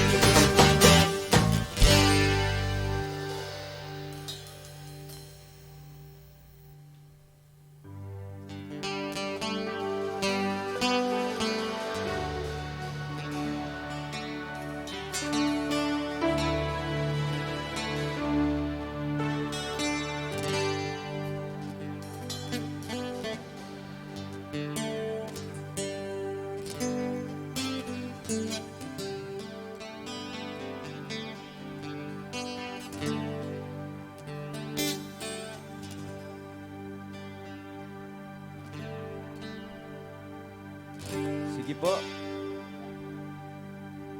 Muli po tayong tumayo sa Panginoon at muli nating ibigay ang pinakamataas na papuri, pagsamba sa pati Panginoon na buhay. Sa iyo ang papuri at pasasalamat, aming Diyos.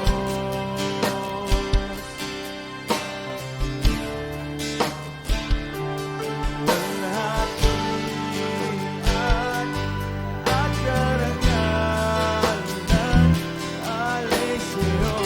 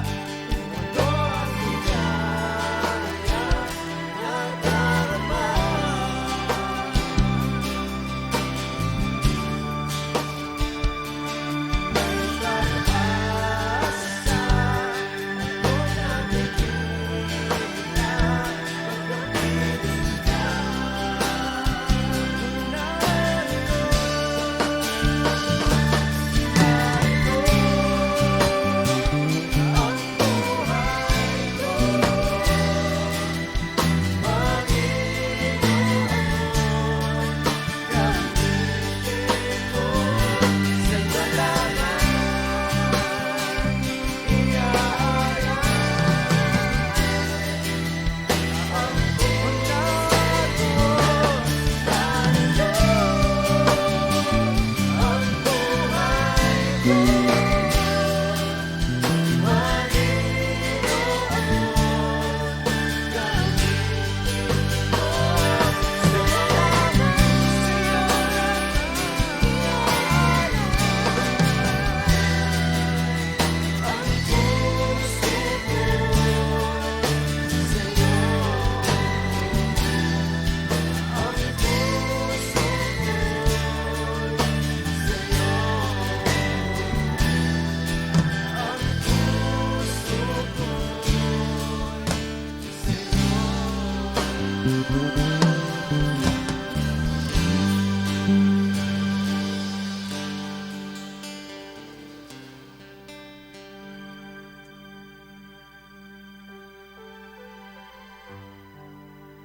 Hallelujah.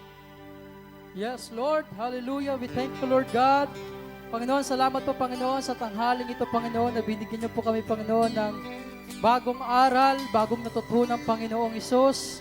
Nawa, Panginoong Isus, magsilbing, Panginoong Isus, sa aming buhay na malaking bagay at malakharan namin ang iyong apoy na binigay sa amin, Panginoong Isus. Lord, hallelujah, hallelujah, Jesus. Hallelujah, shikarabababa, shandarabababa, shanda. Hallelujah, Lord. Salamat po, Panginoon, sa iyong mga anak na naririto, Panginoon. Lord, Panginoon, ikaw po, Panginoong Isus, ang magbigay sa kanilang apoy na kahit kailan hindi matutupok, hindi masisirain ng kaaway, Panginoon, kundi sila ang tutupok sa gawa ng dyablo sa aming kapaligiran, Panginoon. Magsisilbing silang ilaw at asin sa lugar na ito, Panginoong Isus. Maraming salamat, Lord God, sa aming papuri. Ikaw ang nagiging sentro, Panginoon, sa aming pag-awit, pagsamba, Panginoon, pagdalangin namin. Patuloy kayo nagiging sentro, Panginoon, sa gawain ito, Panginoon. Holy Spirit, move, Holy Spirit, in the name of Jesus. Shikalabababa, Lord. Hallelujah, Panginoon. Salamat po sa kalakasan ng iyong mga anak na patuloy kayo nagre-release ng pagpapala, release ng financial, release ng kagalingan, release ng pag-iingat sa kanilang buhay. We thank you, Lord God. Hallelujah, Lord. Kayo po, Panginoong Isus, ang mag-iingat sa kanilang trabaho, sa kanilang gawain araw-araw, Panginoon. We thank you, Lord God, Jesus, Lord. Maraming salamat, Panginoon, sa aming Bishop Leo Bidenya, Rebistila, Panginoon. Holy Spirit na mag-iingat at ilalayo nyo sila sa kapahamakan, Panginoon. Kundi ang Espiritu ng Diyos, ang biyaya at patnubay at mag-iingat sa kanilang buhay. Ano man ang gawa ng kaaway, na 10 anghel ang magbabantay sa kanila, kundi sila po ang magtatagumpay sa anumang gawain ninyo. Sila po ang iyong iingatan ng iyong banal na kasulatan. Sila po mag-iingat sa anumang pamamaraan sa Bibliang pamamaraan ng Panginoong Isus. Marami pong salamat, Panginoon. Iniiwan ko po, Panginoon, ang ilaw sa iyong mga anak upang magsilbi kayo, Panginoong Isus, ang ilaw ng ito na ibibigay mo sa kanila. Kayo po ang ilaw at magliliwanag kayo sa kanilang daraanan, Panginoon. Kahit kailan hindi sila maaagaw ng dyablo, kundi, Panginoong Isus, mag-ilaw kayo sa kanilang buhay, Lord God. Marami pong salamat, Panginoon, sa lakasan ng bawat isa. Hindi po susuko, hindi hihinto, kundi magpapatuloy. Move forward lang tayo dahil malapit na ang Panginoon dumating. Wala nang susuko, wala nang patumpik-tumpik pa, kundi magpapatuloy sa gawain ng Panginoon. Marami pong salamat, Lord. Hallelujah. In the blood of Jesus, patuloy ko pong sinisiliwan ang panalangin ito, Panginoon, makaabot sa lukluklukan ng iyong trono upang makaagaran an answer prayer in the Lord of Jesus. Hallelujah. We thank you, Lord. Holy Spirit, we karabababa, Lord. Hallelujah. Maraming pong salamat, O Diyos, sa iyong papuri, karangalan, at kaliwalhatian. In Jesus' name, lahat po tayo magsabing, Amen. Hallelujah.